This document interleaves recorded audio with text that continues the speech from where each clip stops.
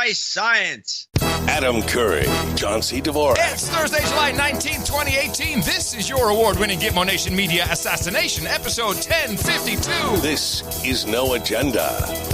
With our toes touching the bottom of the rabbit hole and broadcasting live from the capital of the Drone Star State here in downtown Austin, Tejas, capital of the Drone Star State. As I said before, hit the Cludio in the morning, everybody. I'm Adam Curry. And from northern Silicon Valley where, hey, summer's here. It's foggy and cold. I'm John C. Dvorak. It's Crackpot and Buzzkill in the morning. Just to make sure I'm in the capital of the Drone Star State. Just to make sure I said that enough times. Yeah, say it again. Nah, forget about it. But we are in the capital of the Drone Star State. And in the morning to you, my friend. In the morning to you, in the morning to everybody out there, ships at sea, boots on the ground. Yeah, yes, indeed. And the subs in the water. Oh, man. Well, Donnie done fucked up. I know what you want to talk about, and you have no idea. You have no idea what I want to talk about. I don't. Well, I let me guess. Okay. If you mix clam juice with tomato juice, you get clamato. Oh, very close. And there's a funny thing that I observed. I don't know if it's still true, because I think maybe it's at least as of 5 or 6 years ago. Yeah. In the United States, when you buy clamato juice and you look on the ingredients, it is powdered clams. It's not really. There's no clam juice in it. It's just like a clam extract or something. In Canada, you get actual clam juice. Well, the Canadians, they know their clams. Yeah. No, I was going to start with something else. In the Netherlands, there is a heat wave across Europe, really, but the Netherlands is, as you know, I grew up there, so I speak the language, and people are freaking out. And now the Muslim clerics are going to do a mass prayer tomorrow, Friday, to pray for rain for the Netherlands. And I figured we'd give them a little hand. Well, we did get a request from a couple of, not just for the Netherlands, but some other parts of the world and the fires we have in California. Yeah, yes. To give the rain shtick a shake. Okay, so let's make sure that we know where we're directing this. So one direction is the Netherlands. That's very pinpoint, very small country, easy. I apologize, Belgium or Germany, if we hit you with the rain. It's hard to target a small country like that. Then we need California, and where else? We're going to any other place that needs it. Hey, anybody need some rain? Watch this. Wait, I'm already going.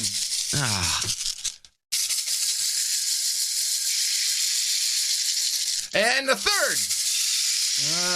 Okay. Woo! I did one single flip. Okay, I did 3 flips. And remember, John and I are trained professionals in the art of rain stickology. Please do not attempt this at home. And Austin, beware. You know, in 3 days, we'll get flooded out. Well, yeah. It always happens. Well, you're over flipping. That's the reason. Oh, please. How dare you critique my technique? Exactly. So what else? I guess not much going on. Nah, not a hell of a lot. Well, yes. We had the drinking game the other day as Amazon glitched out. It's unbelievable. Yes. Have you seen a single report explaining what actually happened? Why would they bother? What's the point? This is the fear that you and I have spoken about. You've written about it. If Amazon were to really go down, and it affected us too, because I was trying to change something on the server. We use Amazon Web Services for hosting the RSS feed, and I couldn't get to it. Some's heads are going to roll. Yeah, I felt bad for the dude's name, Ben, because you can just imagine when you get that day, and it was fun watching the Amazon stock price, which is out of anyone's range, really, like it's $1,800 a share.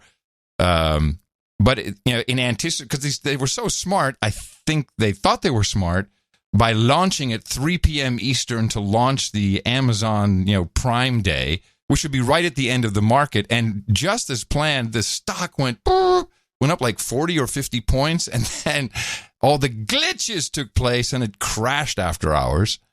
But they just, it's no big deal. We still made $3 billion. Some shoppers experienced some issues. I don't know, man. All I saw was dogs. Did you see this? I know what you're talking about. Oh. Except for the dog on the Amazon site. Not just one, they had the dog. So instead of a 404 or a server overload or whatever the problem was, they defaulted to a picture, but there was a rotation of the dogs of Amazon. And they were cute dogs, no doubt. I guess it's the employees' dogs, and I must have seen 40 or 50 different ones refreshing. Huh. Yeah. I saw that. I didn't know there was anything more to it than just a picture of a dog. No, it was the dogs of Amazon with the glamour shot. Mistake. They're making this sounds like AWS is a dog. Bad association. I agree. Well, anyway, but let's hope Whose that idea was this? Well, I know these playful kittens. Well, I know the CTO there, Werner Vogels. He's a Dutch guy. And I sent him a note like, "Hey, man, how's your day been? Everything rocking over there?" Poor guy. Yeah, then, of course, we had the Big Helsinki Summit, which... well, of course, that's the top of the news. There's a lot more, and there's a lot more about the summit to be discussed. Well, it wasn't really. I was throwing people under the bus. I don't know how to start on this report. The only thing I have the same issue. The only thing I could think of is maybe just a little bit of historical context about Russia. And I would say, starting with Reagan, certainly Bush, and definitely the Clintons, when the Soviet Union collapsed, everybody moved in, and we started, everybody, I think the U.S. certainly, was just stealing their shit. We're taking their resources, the oil, the gas, huge companies were set up. Everyone was taking advantage of Russia. And Putin came in. In their weakened condition. Yes, in their weakened condition. Now, once Yeltsin came in. And we also moved NATO toward them when they couldn't do much about it. We moved closer. Yeltsin came in. He was the drunk. Yeltsin was the drunk, wasn't it? Yeah, Yeltsin was the drunk. He was not the only drunk, but yes, he was the major drunk. Well, I had a couple conversations with some of our Q-level intelligence producers. And I should also mention something else. Russians, what you would like if there was an Oxford in Russia, the normal high-level Russians, they always said, or I was told, that Yeltsin spoke like apparently Yeltsin's Russian was kind of like this if it could be translated into Russian. Right. Well, and he was kind of put in, and from what I understand, that's when we actually helped Putin become a higher level at the KGB, steaming him up, getting him ready. I think he was definitely helped by our intelligence community. And then once he came in, Putin came in and started cleaning up, which of course created huge oligarchs. He's probably one himself. But let's not forget Mark Rich, and there was just a lot of Western, British, to be specific, and American people building up tremendous wealth in Russia at their weakest moment. Stolen. Yeah, of course it was stolen. So, there's a historical context here of America messing with Russia that you have to take into account. But throughout that period, we've always didn't Putin come to the ranch, to the Bush ranch? I believe so. Yes. The horrors that he came to. It wasn't quite as bad as what happened in Helsinki. He came to the ranch. Well, the now media. So and there's a lot to discuss about what went on there, but just the obvious. I think that I don't know if he was weak and just misspoke on purpose. He certainly buckled and clarified, very weak clarification. The clarification I think caused more trouble than it was worth. But I agree. Maybe not, but it's the guy is so transparent sometimes when he'll say, "Well, this is a double negative." So the way I see that is there was a meeting and they said, "Hey, we'll just change wood to wooden." He said, "That's a double negative. I would never do that." It's like these things pop at, like, "Oh yeah, I know what you're talking about." So he fucked up really badly. And I think he dented his reputation severely. Will he get past it? Absolutely. Well, what did you perceive as the fuck up? The fuck up was that he changed his story. That to me was the worst part. If he had stuck to his story and said, I don't really believe the Russians did it, that would be one thing. But then to buckle and change his story, I thought was incredibly weak. I thought it was. Trump has been such a kind of a bonehead in a lot of ways, a bumbling guy that may be smarter than we think he is. Mm-hmm. I just don't see this being anything more than a hiccup. I mean, it's just another thing. That's different. I don't think it's. I just said I don't think it's a problem for him at all. But well, let's listen to what my favorite bit on this came in late. This was Tucker Carlson, who was there in Helsinki, mm-hmm. and he did an intro to Trump's mea culpa, if you want to call it that. Mm-hmm. And I just thought this was pretty funny because it brought back memories of, if you could find it while you're playing this, memories of Ron Paul discussing in a bit, like in some weird setting, how the CIA took over the government in 1962 after Kennedy was assassinated. Good evening and welcome to Tucker Carlson. Tonight we just landed from Helsinki, back in the nation's capital where it is hot and intense. We're going to have our full extended interview with the president from Helsinki. We're going to show that to you in just a minute. We asked him, of course, about Russia, but there are, believe it or not, many more important and pressing issues on the world stage, not just Russia. And we asked the president about those as well. We'll bring the whole thing to you coming up in just a second. But first, tonight, with remarkable speed and intensity, the media, the foreign policy establishment, both political parties have come together as one to attack the president for his meeting yesterday with the Russian president, Vladimir Putin. Anderson Cooper, John McCain, Mitt Romney, they all described the president's remarks about Russia as disgraceful. Former CIA Director John Brennan called those remarks treasonous and grounds for impeachment. Nancy Pelosi and Chuck Schumer announced that Trump was being blackmailed by a foreign power. Others accused him of being a sleeper agent, a spy. One member of Congress from Tennessee called for a military coup against the presidency. Well, as the rage storm swirled, the president bowed to the inevitable, genuflecting before U.S. intelligence agencies whose judgment must never be questioned, and recited the now obligatory oath of loyalty to the spy bureaucrats now in charge of our country. Yeah, let me play a little bit longer, or about a minute 15 of some media reaction right after the Helsinki Q&A ended. All right, first, deep breath.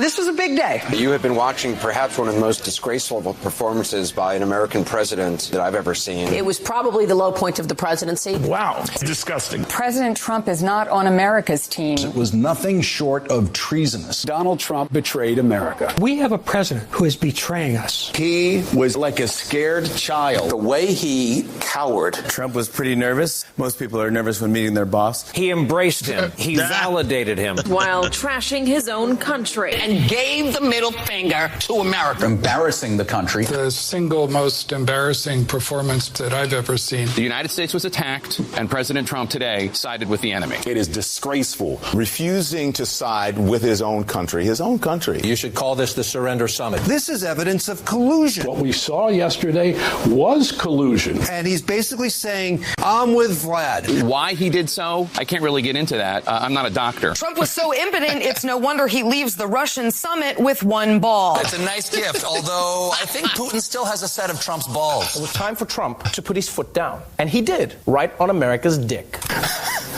Sorry, it's not funny. Thank you very much, John Esser, for putting that together for us. He did it to music, too, for end of show. That's good, isn't it? That was a terrific summary. Yes. And pretty close to the truth. I have a couple of clips that I'll play after you talk a little more, but there was that little piece with Rachel at the beginning, and I don't want to do this so early in the show, but since that was thrown in, I got to catch my breath. That was part of a longer little exposition she had at the beginning of her little spiel. She talks forever to get to the point. Yeah, she does. But I got an ISO that's quite interesting. Okay. The Rachel ISO. Not that deep. Yes. Yeah, I figured you might pull that one. Well, not that deep. Now, here's what I think happened in Trump's mind, and probably what was going on in general, he is so wrapped up in himself about no collusion, which, the indictment certainly doesn't show any collusion, and there probably was no collusion. But he's so wrapped up in it that he's just thinking about him. I don't think he was thinking straight. And I also believe they had conversations that went on that we didn't really hear much about. But let's go back to the initial assessment, because what he said was, in a later tweet, I trust my intelligence sources. The sanction, and we have so many things to talk about. The sanctions were very detailed, and I have some background on that as to, this was a hack by the Russians. It's very clear from the indictment. But the intelligence community all agreeing, which was not true because it was CIA, FBI, NSA was reluctant, said, well, it was high probability. None of it was all in. It wasn't all intelligence agencies. It was a report presented by Clapper. It was a lie. That's a lie.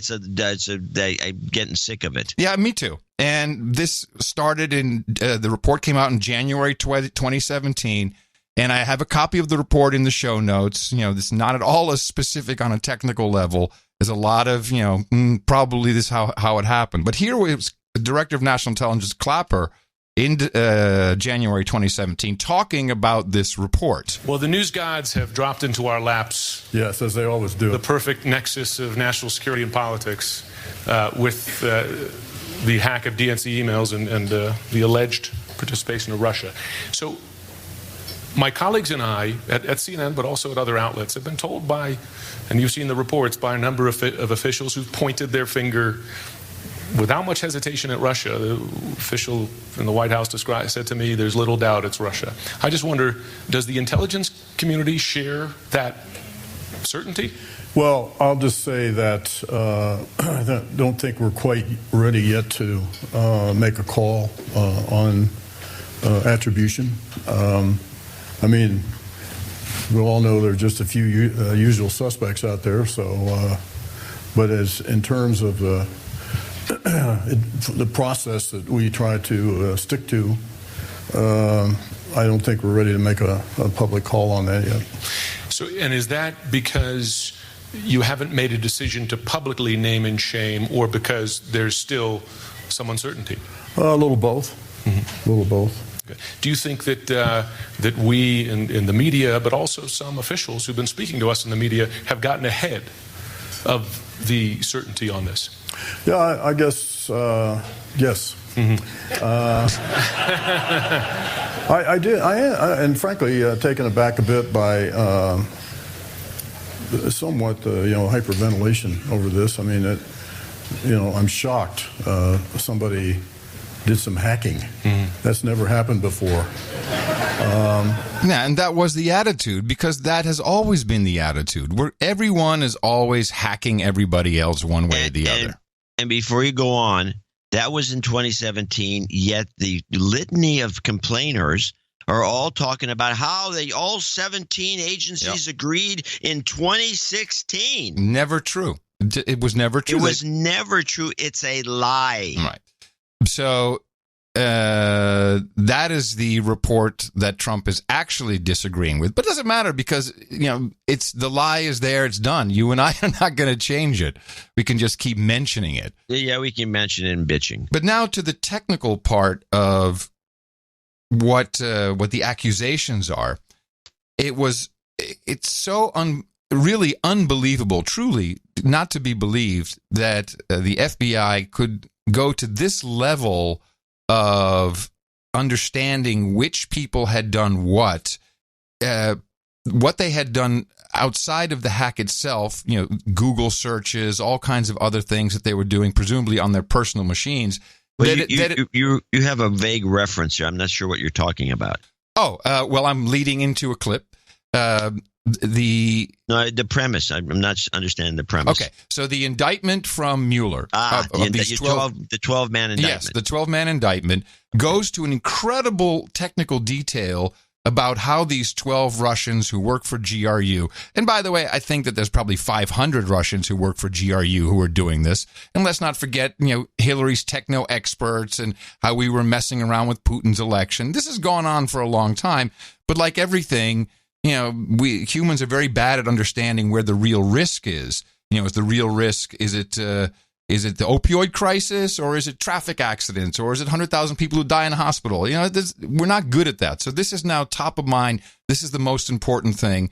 Let's please not discuss that what the John Podesta phishing, which is also blamed on these 12 GRU agents, that actually uncovered corruption within the Democratic Party, where they were screwing Bernie Sanders, and that was the DCC, right?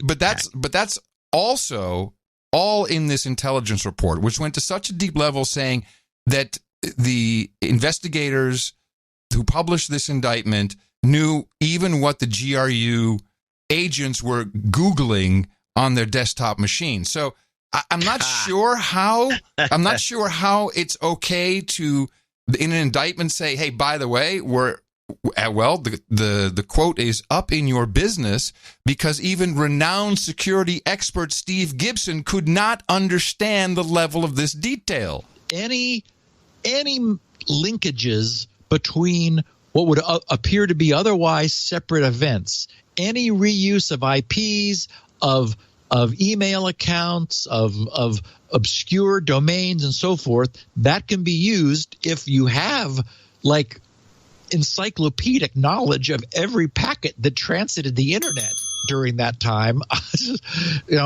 You can figure all this out. But I don't know how you do this short of having that kind of visibility into internet traffic. To me, this suggests there is a level of surveillance far in excess of what I at least have assumed was technically feasible. It's amazing. Yeah, and I agree. And the only other explanation is we pretty much said, hey, we know we're in your systems. We are watching you all the time, which I don't think is a very smart thing to do if that's how they got this information. In fact, it's a very dumb thing to do. But because you're revealing, you're revealing methodology. I just think it's bullcrap. Well, let's just remember that the FBI was sent away. They did not get access to the server. They were sent a appropriate image. Now, the word appropriate is in there for a reason. An appropriate image of the server, which may very well have been a virtual server, I don't know, but a snapshot which also includes, the stuff that was happening in memory, etc. And they got this all from CrowdStrike. And we have to remember the CrowdStrike run by Sean Henry, who was the executive assistant director of the criminal cyber response and services branch of the FBI, promoted by Robert Mueller. And so, I don't think it's correct, but Mueller, I guess, went like, hey, whatever your report is, it's good enough for me. Might want to point out that CrowdStrike's most recent Series D financing for $100 million included Google Capital. Yeah, so there's a lot of conflicts of interest, or some people might want to recuse themselves when it comes to working with an outside company, but it's not even really stated as it was done by an outside company. It's not stated. Yeah, well, there's a security firm one or something like that. But there's a lot of cross pollination there. And then the FBI official overseeing the task force left on Friday. Oh, I didn't know that. Yeah, he walked out. He's done. Well, before you play anymore, I want to play an interim clip that is kind of, I think, draws attention to kind of a problem that I'm always seeing here. And this is a local story, just a piece of a little bitty chunk called Local Analyst Aghast. Our political analyst Larry Gerson joins us this evening. President Trump sided with Vladimir Putin. What did we just see this morning in terms of watching this unfold? There. What do you mean sided with Vladimir? Well, he didn't side with anybody. What does that mean?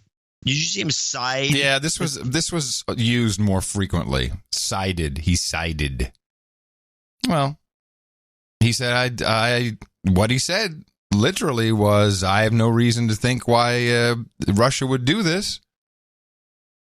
So continue to play. I just thought the word it just bothers this morning in terms of watching this unfold with the world. Well, first of all, it's hard to know what happened when you talk to their meeting, about their meeting. Why? Nobody was there except for 2 interpreters. There were no note takers. Now, typically in a meeting like this, you have note takers so that when it's out, when it's done, the reporters and others get what we call a readout. We know nothing of what happened except what we heard afterwards at the press conference. And what does that leave us with, knowing what President Trump really said? Given his reputation for his inability to sometimes tell the truth or at least mend it, it's hard to know. And we have to rely on that meeting. Okay, so afterwards they held this news conference. What surprised you the most? Surprised? How about astonished? I was astonished. I was astonished because he threw his intelligence community under the bus. Astonished because at the time of his inauguration, 17 agency heads, all of them relating to intelligence, said the Russians interfered. Astonished because last Friday, Director of National Intelligence Dan Coats said the Russians were still interfering. It was red light blinking time, as it was right before 9/11. Astonished also because last Friday, Special Counsel Mueller announced the indictment of 12 Russians to go along with 19 other indictments. The president says he needs to see evidence. I don't know what other evidence he needs. And the red light blinking came from Senator Blumenthal, who, this is a callback to the beginning of your clip. He has a novel idea. Republicans have a historic responsibility, as do all of us, because the red light is flashing, as the Director of National Security, Dan Coats. Now, is that a talking point, do you think, or did your guy just copy that one? I think these guys, there could be, you might be right. There may be a talking point, but I'm going to go back to that clip, mine. At the end, he says Trump wants to see more evidence, and he says, what more evidence does he need? And what he refers to is, what more evidence does he need than the 12 indictments and the 19 indictments and the bull crap about everybody agreeing during his, which is not true, as you proved just with the Clapper clip. That was just a lie that he just threw out there. What evidence does he have? Somebody being indicted is not evidence. No. Well, it's a happenstance. That's lost in the shuffle. Listen to the rest of this clip of Blumenthal, though. Flashing, as the Director of National Security, Dan Coats, put it, much as it was before 9/11. We are in a 9/11 national emergency because our country is under attack. Literally, that attack is ongoing and pervasive, verified by objective and verifiable evidence. Those words are, again, from the Director of National Security. And this 9/11 moment demands that we do come together, issue a subpoena, not only for the translator and the notes, but also for the national security team. He wants to subpoena the translators. What did they say? What did they say? I love that. Translate. I don't pay attention. I think I'm sure they could do that. I'm sure they can subpoena the translator. What did he say? Oh, my goodness. That would be fantastic. I think this is shameful that Blumenthal or anybody, and then you might be right. There's possible talking points out there, because there's that mug, and I don't know if I put a picture of the mug in the. Yeah, you did. Well, it was the 9/11-11-9 was the mug, and here's a clip from Jill Wine Banks. Now, she was a prosecutor in the Watergate scandal, and she takes it to the next level. At some point, this has a complexity that's even richer than the one you were involved in with the Watergate investigation, in that nobody thought that Richard Nixon was working on behalf of an enemy of the United States. How do you even make sense of this? You can't make sense of it. It's very hard to possibly analyze, and you're quite correct. The burglars were Americans. They worked for the White House. They worked for the committee to reelect the president. They weren't foreign agents, and yet we were burglarized this time by foreign agents. And it's just as serious to me as the Cuban Missile Crisis in terms of an attack, or the 9/11 attack. The president is taking the side of the people who attacked us instead of trying to prevent a future attack. He has done nothing to make sure that the elections 4 months away are going to be safe. And I would say that his performance today will live in infamy as much as the Pearl Harbor attack or Kristallnacht. And it's really a serious issue that we need to deal with. there's no explanation for what could be motivating him, no matter what Russia has on him. That's right. That's right. Jews, you're on deck. Kristallnacht. That's taking it a bit far, but Richard Engel always surprises. One of the things I do think is that's been a problem, and I don't know how to address it. I'm sort of with Bill. I'm a little bit gobsmacked and flummoxed at the same time. We are under attack from Russia. If there were physical missiles, like during the Cuban missile crisis, Americans would be in the streets and protesting and asking for the president to protect us. These are invisible missiles. Oh. These are digital missiles that are going into our system.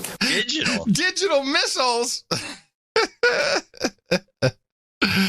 And it really is the education. Well, if the Engel, of course, being a CIA front man, that means the CIA is still going after Trump. They want to elect some. Sorry, digital missile slipped. Yeah.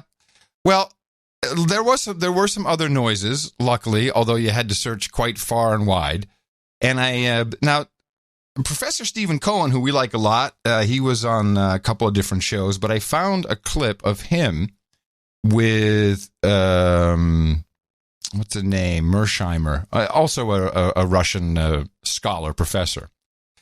And they talk about exactly what's going on. It's a little longer clip. It's about 3.5 minutes. But this was on Vice News on HBO.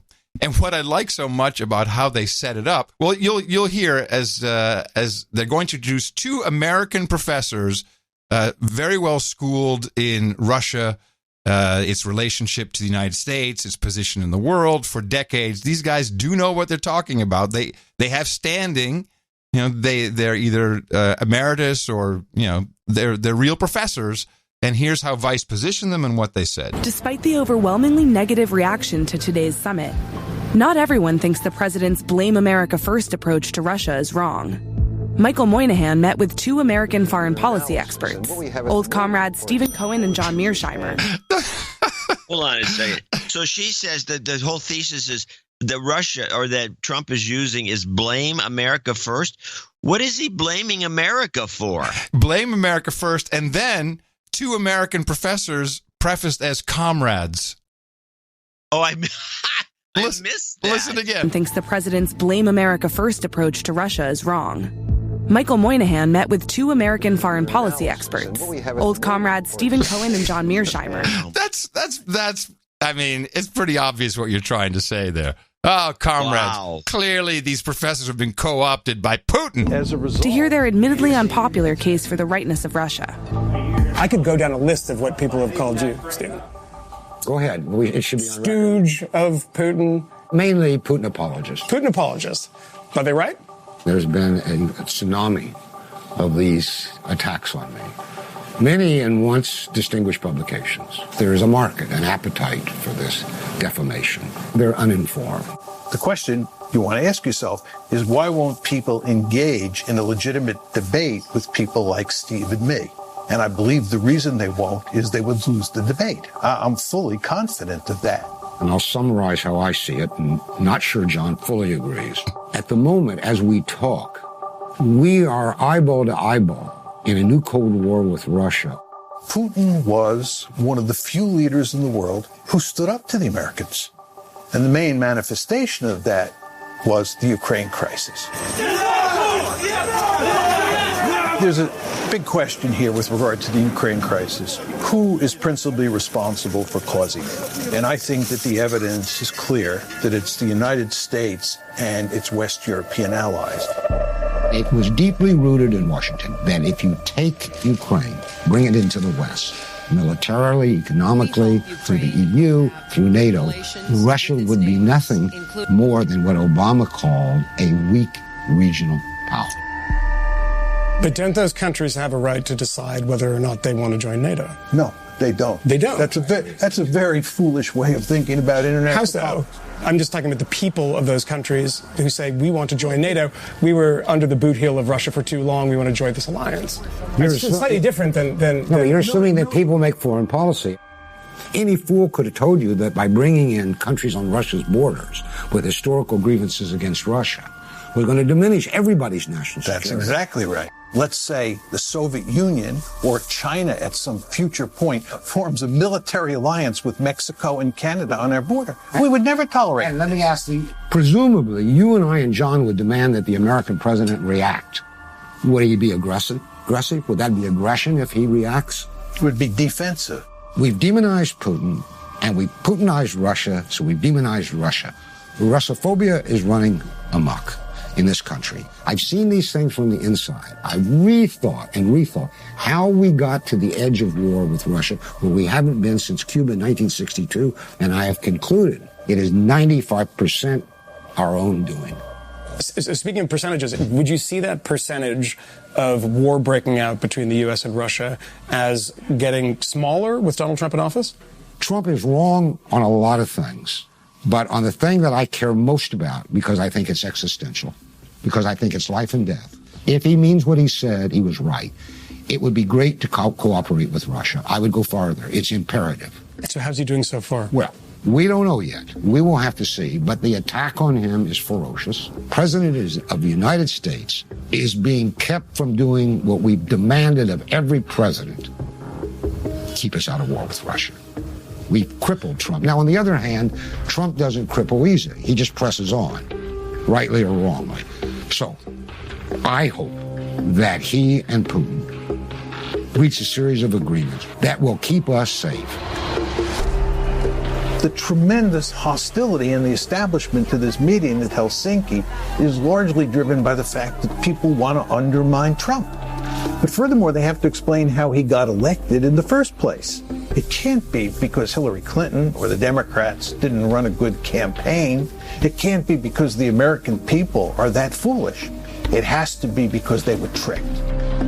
Opponents of Donald Trump are using Putin as kind of a patsy or a fall guy to attack him. Yes, as a hammer to beat him over the head. That these people would prefer trying to impeach Trump to averting nuclear war or war with Russia. If it's come to that, Trump's no longer to blame. We are ourselves. And I think that's the last you're going to hear on any type of reasonably mainstream media of these two guys. The comrades. And what the hell do they know, really? But I do have some thoughts about what is really going on. It's not like we haven't kind of touched on this over the course of the past many years. And part of it came up in one of Putin's statements, which is under-discussed, and that is this. For instance, we can bring up the Mr. Browder in this particular case. Business associates of Mr. Browder have earned over $1.5 billion in Russia. They never paid any taxes, neither in Russia nor in the United States. And yet the money escaped the country. They were transferred to the United States. They sent huge amount of money, $400 million, as a contribution to the campaign of Hillary Clinton. Well, that's their personal case. It might have been legal, the contribution itself, but the way the money was earned was illegal. So we have a solid reason to believe that some intelligence officers accompanied and guided these transactions. So we have an interest of questioning them. Now, this is not really discussed much because it goes to the Magnitsky Act, which no one really understands nor wants to talk about, unless you understand that Browder's lawyer was Magnitsky, who, there's this, he was killed by Putin, by the Russians. We talked about this in great detail. Yeah, but it's very hard for the mainstream to get into this because all of these uncomfortable names start to come up. But this is part of the rape of Russia, and Browder, who became a British citizen because he didn't want to get in any trouble in the U.S., who, No, it's because he didn't want to pay taxes. That's trouble in the U.S., in my book. That's trouble in the U.S. Yeah, but then what Putin says is, I don't know, but $400 million went to Clinton's campaign, and that's not going to come up anywhere in the M5M analysis. Luckily, we have former CIA agent Kevin, what is his name? Kevin Shipp, who I'm sure will be deemed to be a crackpot and a numbskull, but he kind of touches on what was going on, and it comes back to an age-old saying they use in the Netherlands. What she did was she formed basically the equivalent of an international super PAC to funnel money through the Uranium One deal. I think it was $140+ million into the Clinton Foundation. She did that because these donations went to secret offshore bank accounts. They are not bound by FOIA laws in the United States because it's foreign money. These foreign donations into the Clinton Foundation through Uranium One are not bound by congressional subpoena. So her secret server and this whole deal with the Clinton Foundation essentially was set up as basically foreign espionage to conceal all this, especially from Congress. I think there were $2 billion that went into her presidential campaign over 4 years through Uranium One. Uranium One was a front company for her to launder money globally, so it wouldn't be under U.S. law. This was Russian intelligence had targeted the Clintons for this operation. And the most bizarre thing about it, amongst many, is that Robert Mueller was in charge and running a counterintelligence investigation against Russia during the Uranium One deal.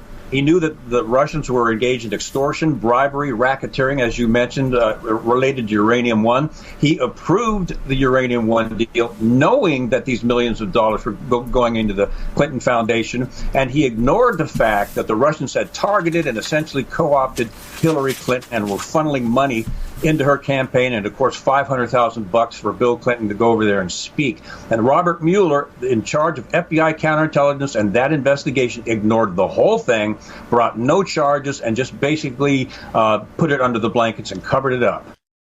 Now, that's just more of a backgrounder. The way I see it, and this is why we've had this intense hatred and blaming everything on Russia since Hillary lost, is everybody, all these names, were all complicit.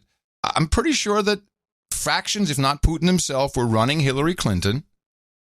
That makes nothing but sense. Why wouldn't he? And she had set up a front company to launder money for herself and for her campaign. And Mueller actually was intimately involved, not just on the sign-off. I believe he actually delivered uranium personally. He delivered it. That's pretty well documented. And everyone was hunky-dory, and things were going ahead as usually they do, certainly with the rape of Russia. And, Russia's paying for everything. This is all great. We'll screw them later, as Hillary has done in the past. And she lost. And that was unexpected. And then everyone had to cover up, but there was so much that couldn't be covered up. They just flipped it. Wat je zegt ben jezelf, met je kop door de helft. You accuse others that of what you are guilty of. And they were colluding with Russia. Nothing better than to just flip it on its head. Well, it kind of caught Trump off guard. The problem is there's such a weak aspect to it that it's kind of, you can yell and scream about Trump and this Helsinki thing, which to me, from the before I have a clip I wanted to play, but before I get there, I want to mention something I kind of stumbled on. I stumbled on ABC's online. They have an online show that has got some radio guy with a really unbelievably nice voice. Already, and he's got the big mic on his in the cans, and he's there, and they got a camera on him. And what it looks like he's doing, it's part of ABC News, and I don't know how many people watch it or can even find it, but I found it. He brings on everybody that. It looks like he's doing it's like a minor league thing. It looks like he's running a farm team. It looks like he's bringing on different congressmen and all these people to clear them for the evening news. Oh, to see if they have the right story. Yeah. Huh. And so he brings on these different guys, and they had all the usual suspects. And then, to see what he's going to say, they bring on Rand Paul. Uh-huh. And Rand Paul I think gives a beautiful presentation, makes nothing but sense, and they cut him out of the picture. He's mentioned once that there's somebody's – in other words, anyone who said anything kind of normal about what they saw at this Trump Helsinki thing, which is the way we saw it, was a guy goes to meet the Russians. They didn't want him to do that. They didn't want him to meet Putin. They didn't want any of that to happen. And no matter what he did or what he said, they're going to blast him for it. And this clip kind of comes out of one guy bitching and moaning, and the guy transitions to Rand Paul. It's a little longer than I like, but I think you'll like it. This is the Rand Paul clip. Oops, I'm sorry. This is not the long form of Helsinki? No, the Rand Paul clip. Oh. I don't have the Rand Paul clip. Sorry. Yeah, the Rand Paul clip. I heard you the first time. Was giving me enjoyed his aim. He's put Russia back, not just on the map, but at the top of the heap. He was in a very self-satisfied mood today. ABC's Terry Moran traveling with the president in Helsinki. You're right. This is one of those ABC News 10-10 wins. Terry, our thanks to you, and we return our conversation to ABC News political analyst Steve Roberts for his thoughts on, as Terry suggests, what may have been a very comfortable atmosphere for Vladimir Putin today. Well, Terry made a very good point. This summit is the culmination of a long history here in the post-Soviet world of Putin trying to restore Russia to its former glory, its former position as one of the two great superpowers in the world. President Trump handed Putin two victories today. The first was just simply to be there, and the second was to talk about the two world superpowers. This is exactly what Putin has wanted to hear for many years. Steve, Senator Rand Paul, Republican of Kentucky, joins us now. Senator, thank you. You had said that you were glad President Trump was meeting with Putin, that this kind of dialogue was good. Based on the outcome, you still feel that way? Yeah, if you look back at our history, we've had some very dire times with Russia, the Cuban Missile Crisis maybe being the height of that. But during the Cuban Missile Crisis, we had a direct line to Khrushchev. We also at the time had an ambassador in Russia, and we carried on dialogue. So I think it's incredibly important to have dialogue. And I think the people who are criticizing having dialogue with Russia and are overstating that somehow this grants legitimacy to Putin are people who aren't really looking at this in a very realistic way. I think foreign policy realism looks at the world more as it is and looks at the world in a way in which we try to minimize the risk of conflict. But did the president have to be so seemingly ingratiating, or at least on the same page when it came to the issue of meddling and interference? I think often when you meet with people in person that simply the civilities of meeting together in person show a show of rapport are greater than they are when we're discussing our differences. And so I think we should continue to air our grievances, air our differences. But to tell you the truth, I wouldn't always air them directly in a confrontational way in a meeting like this. And so I think there are other ways of bringing that forward. I think some of the people are very naive who are saying, well, he should demand that he admit that they meddled in our politics and they're never going to do it again. One, they're never going to admit they did it, and we appear to have evidence that they did meddle in our campaign, but they're never going to admit it.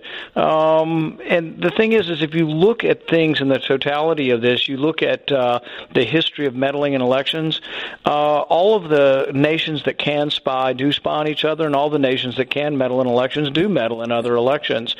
Senator Paul, we thank you very much, and we continue our coverage from ABC News.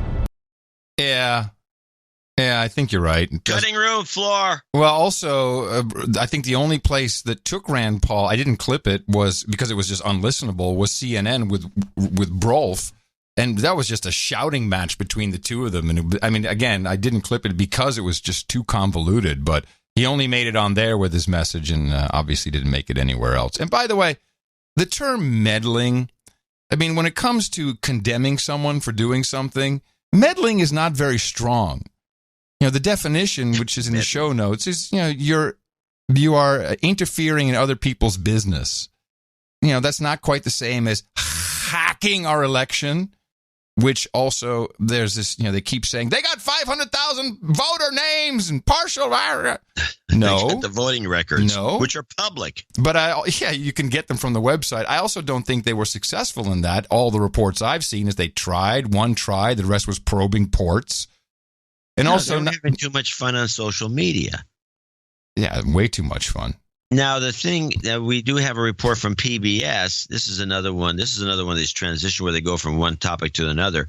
But they bring this woman in on PBS to discuss the Russians learned a lot, apparently, from this meddling, and now they're going to up their game. So I'm wondering, what does that even mean? So to play this clip, this is clearly the Russians know clip. Clearly, the Russians know that the U.S. is on guard at this point. They were successful to a degree in 2016. This year, they must be trying different things. What do you see that is different or better or more sophisticated from them now? Yeah, that's absolutely right. One of the things that Dan Coates has said is that we think they will be learning lessons, or that they have learned lessons. And we think that they're adopting those as they're looking at new ways to divide Americans. So some of the things that we've seen is them weighing in on things like the NFL protests, whether it was, good or bad, appropriate or not for NFL players to be taking a knee during the national anthem. We saw accounts on Twitter that have now been identified as ones that were created by the Internet Research Agency, but were pretending to be Americans, accounts that had tens of thousands of followers, weighing in on both sides of that issue. We've seen social media accounts that we now know were operated by the Internet Research Agency in St. Petersburg, weighing in on issues like the Me Too movement. We've seen them weighing in on things like Roseanne Barr's racist comments. So we see these kinds of activity basically trying to stoke tensions within America. And you mentioned... Wait a minute, is Roseanne a Russian agent now? No, but coming in and arguing about whether she should have been fired or not is stoking tensions. Okay. Do these people ever look at a Rob Reiner tweet? He's a nice guy. So we see these kinds of activity basically trying to stoke tensions within America. And you mentioned a minute ago, Juliette Kayyem, that you're still waiting for the federal government to do more to pull this together. The White House is saying they are working on this. The Department of Homeland Security says they're working on this. So what more needs to be done from Washington and in the states? Well, I think that's right. So I think we need to view... Wait a minute. Did you edit that? Oh, I'm sorry. That was a mistake I made. But I was trying more needs to be done from Washington and in the states. I think that's right. So I think we need to view this as a threat to any other critical infrastructure. We do not leave transportation security to the states and locals. We distribute money.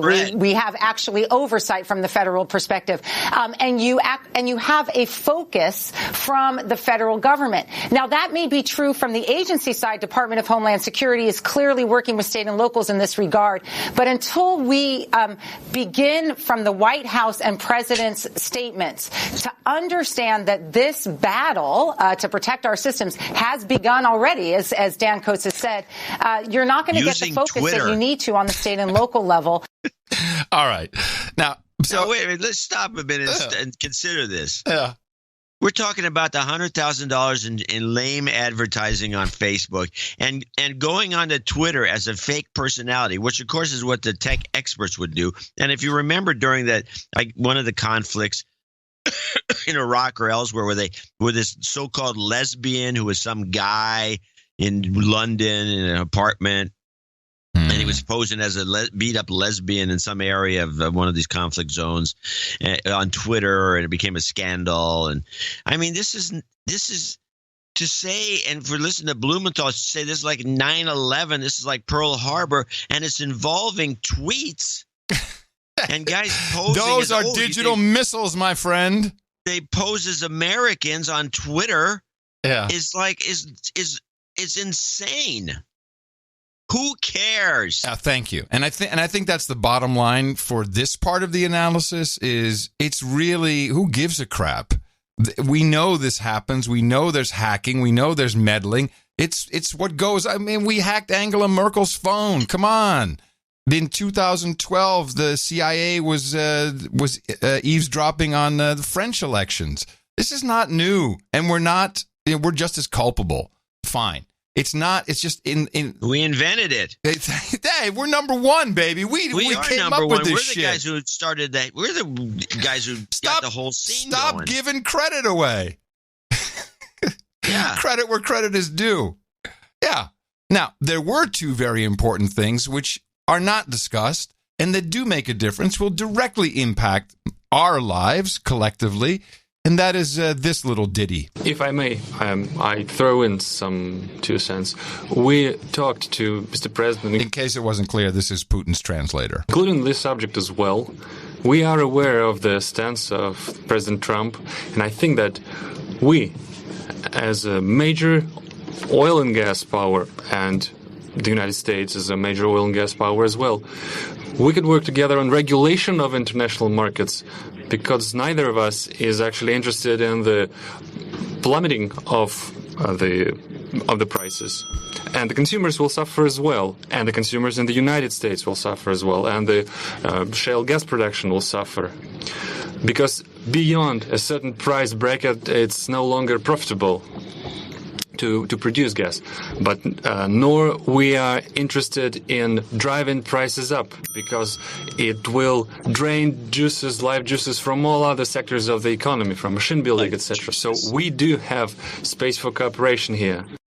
Now, I thought this was very important because the price of oil determines everything in the economy, and literally in your own pocket. You know, what am I paying for to fill up my car?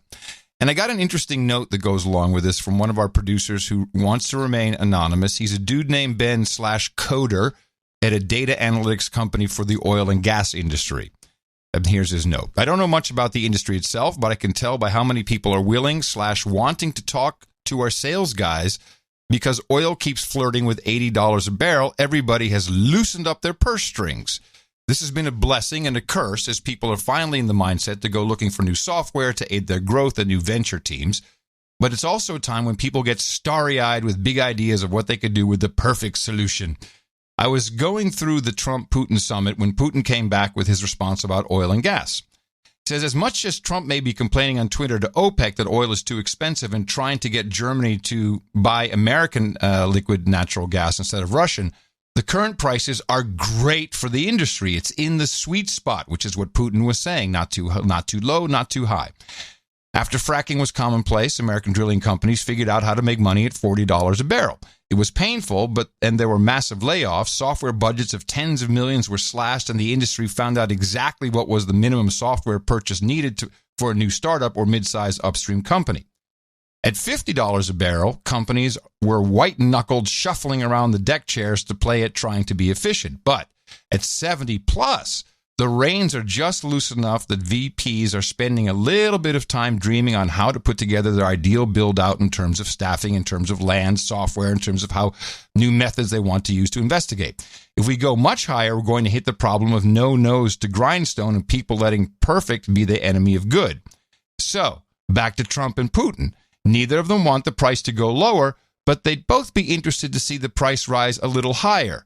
Trump is holding out for $100 a barrel to get Aramco to go public. And I think they're both trying to make this happen. The point being? You're going to see oil go to $100 a barrel. No, the point being, what's the point of him wanting to see Aramco go public? Why? Because it's great for NASDAQ. We add all that to our. I think we get to add that to our numbers. That's not the way it works. Okay. Having Saudi talk about this on DH Unplugged, this Aramco deal. Oh, good. Tell me about it. I don't know. All I know is it's a big deal. Well, it's the biggest deal. Yeah. It will be the absolute. Which reminds me, it's the biggest deal ever. It will be the number one IPO ever put out. It's going to be worth so much money. It's ridiculous, but they can't do it unless they can sweeten the deal and make it look like they're going to, everyone's going to make out. Mm-hmm. And so they have to get the price of oil up. It's actually high enough now so that I think the deal is easily going to clear. But that's not what I'm asking. The point what I'm asking is, what's Trump's interest in this? Is it because he's buddies with the Saudis? Or it's because, and he can't really control the price of oil one way or the other. I mean, it might be wishful thinking, and it'd be nice to have it go way up there, but there's something missing from this analysis of this guy of yours. Oh, I don't understand why Trump wouldn't want to take that and put that feather in his cap and say, how is that a feather in anybody's cap who's an American? This doesn't benefit us. By having them list on our stock exchange, there's no benefit?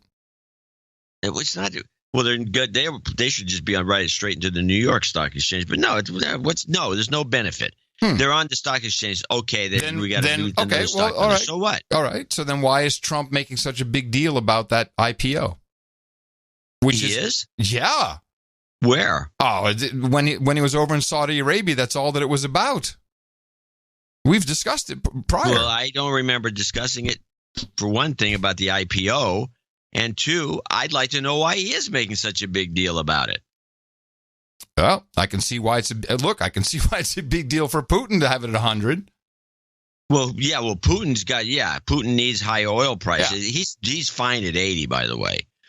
Over 660, in fact. And maybe Putin wants to hold that back. Maybe he doesn't. Maybe he wants to keep it under 100. Maybe that's part of the discussion. I think it was just more important than a little throwaway that no one looked at.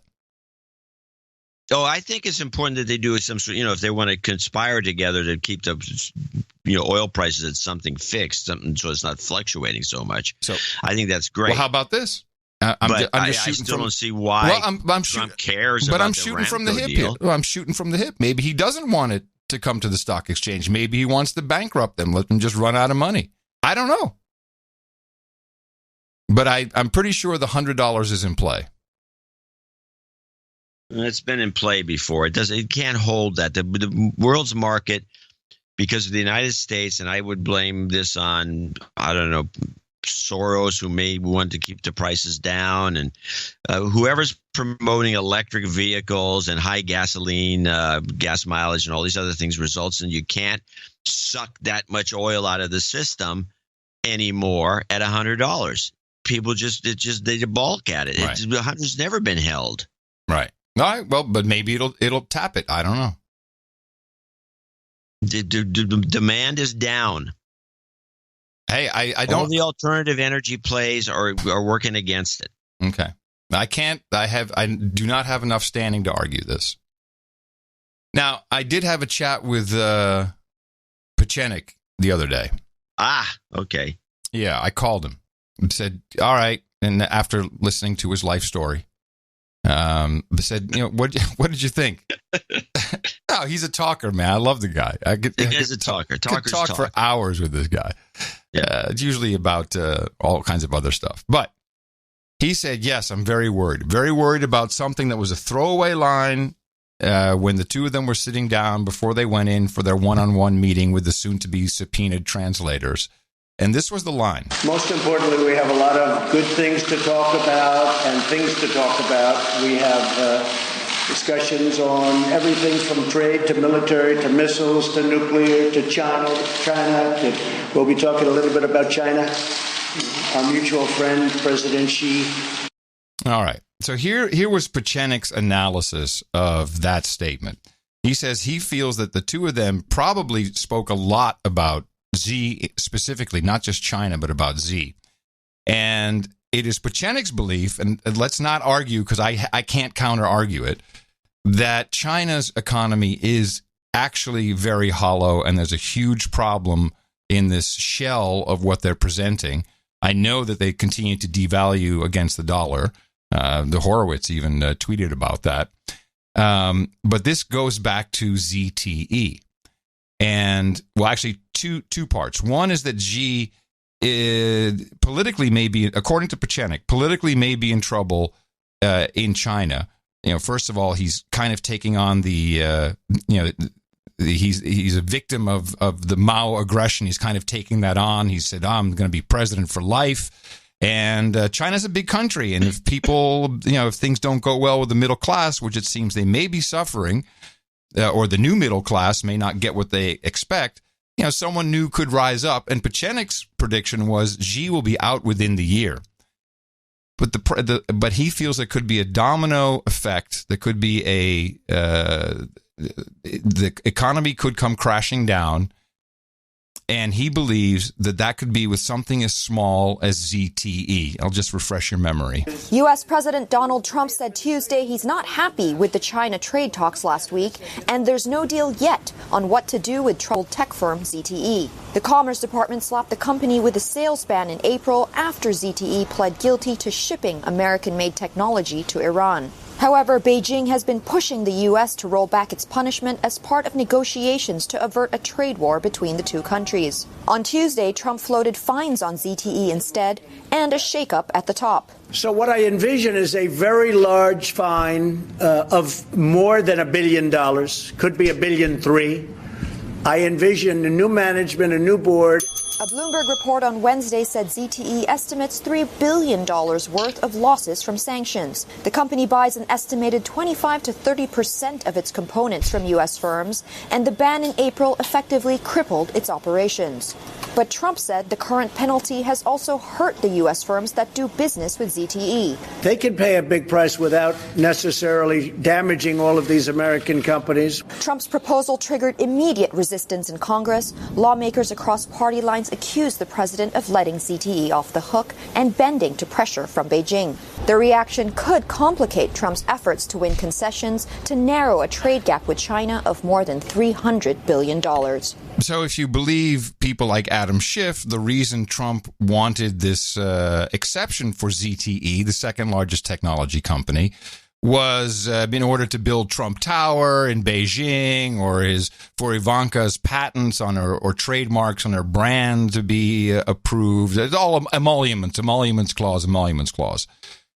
I think, and this is coming from Pechenik, and I think it's arguable that Xi said, look, I can't have 77,000 jobs just disappear overnight. It's going to trigger something, and it just may be bad. Now, Trump and Xi have been buddies. You know, Xi came all the way to Mar-a-Lago. I think the guy's been groveling, and I have a feeling that the assertion that Trump and Putin together are trying to figure out what they can do to not have China collapse, because that would be bad for everybody. In the U.S. will be okay. But it turns out they can't really sustain their growth without stealing our technology. They need our technology. And that's now being cut off through sanctions. People can't do business with them anymore. And they're in trouble. Like, holy crap, we can't build the next thing. And, oh, by the way, if you cut us off at the knees right here with ZTE, things may go horribly wrong. And I think that it's worth considering this theory. I think it is worth considering. It's a funny idea. Well, we do know, and again, Horowitz and I do discuss this. I don't so much as he does. These phony baloney numbers that the Chinese keep coming up with to justify whatever it is they're up to, including building ghost cities, to balance the books and these other things, it's really kind of wild what's going on in China. But it's not. I mean, unless the whole economic structure of China is, and there is some possibility of this, is alien to everything we've known for hundreds and hundreds of years about how economies work, unless that's something from the aliens have established over there in China, they can't sustain this bull crap the way they're doing it. It just doesn't make any sense. By the way, Westerners look at economies anyway. I don't know. I mean, it's possible that maybe just the thing could collapse at the drop of a hat. I mean, anything. We've seen stuff like that happen in markets where, the housing market in 2007, 2008, nobody was expecting it to collapse the way it did and take the whole world's economy with it. No. And add to that, I didn't know that Foxconn was a Taiwanese company. I always thought it was Chinese. Yeah. And I think it's owned by a Malaysian Chinese guy. Right. So they've just opened up a huge plant in, where is it? Like Ohio or something? North Dakota. North Dakota, yeah. Something like that. $10 billion plant. That could be a hedge to make sure we get our iPhones. Ooh, that's a nice one. I mean, that's a good observation. That could be a hedge. It may have, Trump's the one who takes credit for it, but it's possible that this was in the works. Could be. Which makes more sense. You can't do these things overnight. Right. It was in the works as a hedge because most of the big Taiwanese tech companies rely on China. They've all moved to China. Acer, everybody that was always building in Taiwan, they don't do that anymore. Taiwan's become kind of a banking center or a place where you have your head office.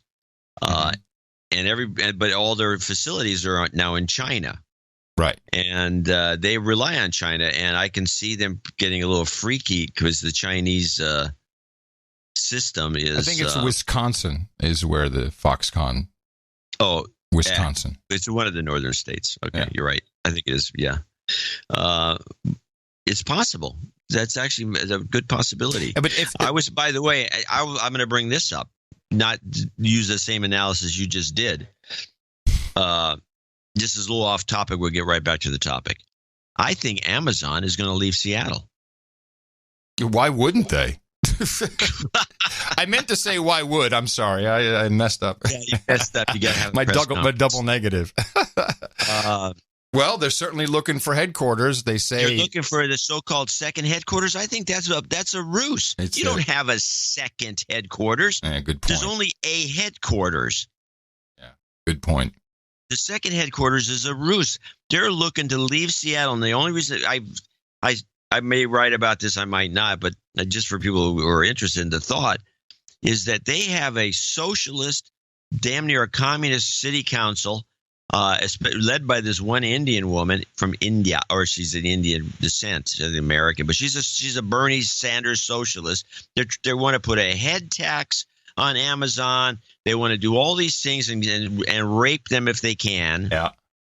And then as I'm reading this, can you imagine what the just to the Seattle metro area, what contribution in financial terms Amazon makes to that area, what it brings to the area? I have no idea. I'm sure it's huge.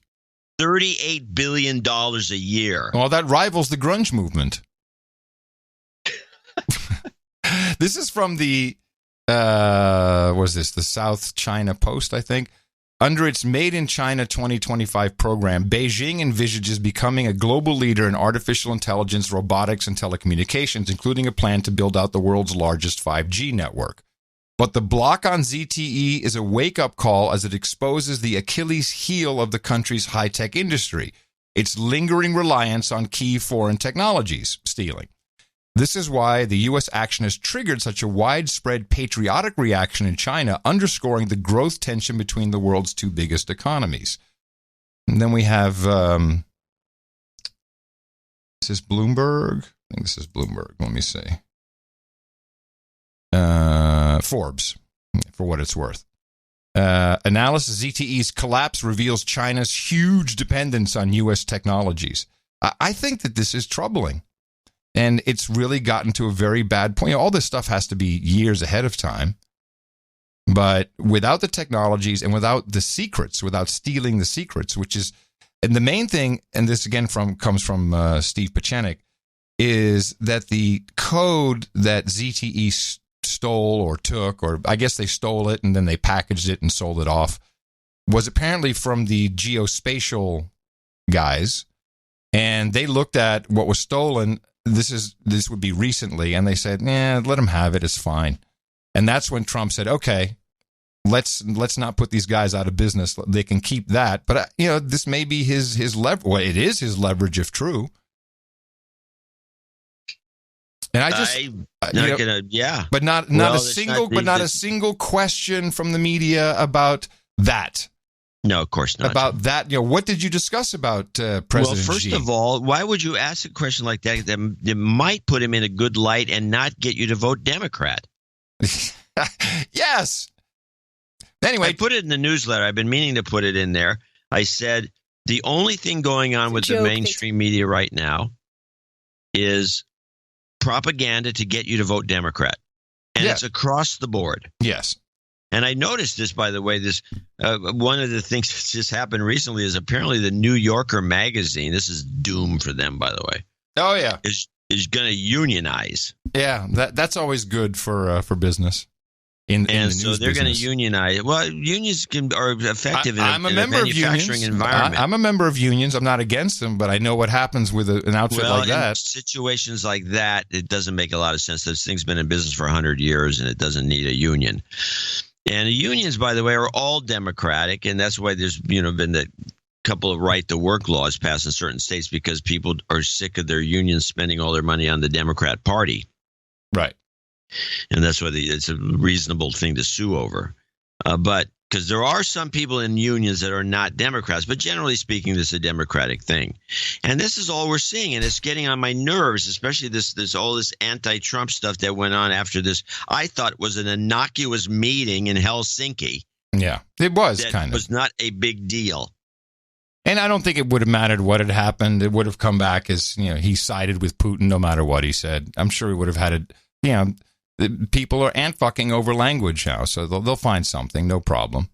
And I do want to mention, if you want more insight into what we were talking about, when John says over there with Horowitz, that's DH Unplugged, Dvorak Horowitz Unplugged at dhunplugged.com. And then finally from Planet Money, China always knew that Trump would win. There is a joke they tell in China about President Donald Trump's upset victory in 2016. And we learned about it from our intern, Echo Wang. She is from China. Hi, Echo. Hi. And the joke is about a province in China where they make flags. So, Echo, tell us, what is this joke? Yes, it's a province called Zhejiang, and people there, they thought that they were the first in the world to know that Trump was going to win because they got way more flag orders from Trump campaign than from Clinton's campaign. Oh, so they were making flags for political rallies, and they got so many more orders for Trump flags than Hillary flags, they knew he was going to win. Yep. Makes nothing but sense. That's all it takes is just a little insight. Buy some flags. Yeah. And More with that, flags here. I'd like to thank you for your courage and say in the morning to you, John C., where the C stands for China's collapse. Dvorak. Well, in the morning, you, Mr. Adam Curry. All this in the morning, all sea boots on the ground, feet in the air, subs in the water, and all the dames and knights out there. In the morning to our troll room and all associated trolls there. NoAgendaStream.com. Got about 900 trolls all lined up. Good. Thank you very much for being here with us. We appreciate the input. And also a hearty and hefty in the morning to Ryan M. Scott. I believe this was his first submission to the art generator, as we are always looking for. He hit the ball. It was like one of those guys, as a rookie comes up to the major leagues and his first at bat, he hits a homer. Yeah. Happens. Yeah. Where's your bat sound? You got that? No, I don't have a bat. Oh, I do have a bat sound. You got a bat sound. Yeah. Yeah. It's a home run. Perfect. He brought us the album artwork for episode 1051, The Liberal World Order. And it was a throwback for those old enough to remember the Sex Pistols' Nevermind the Bollocks album cover. It was Trump in the UK, Anarchy in the UK.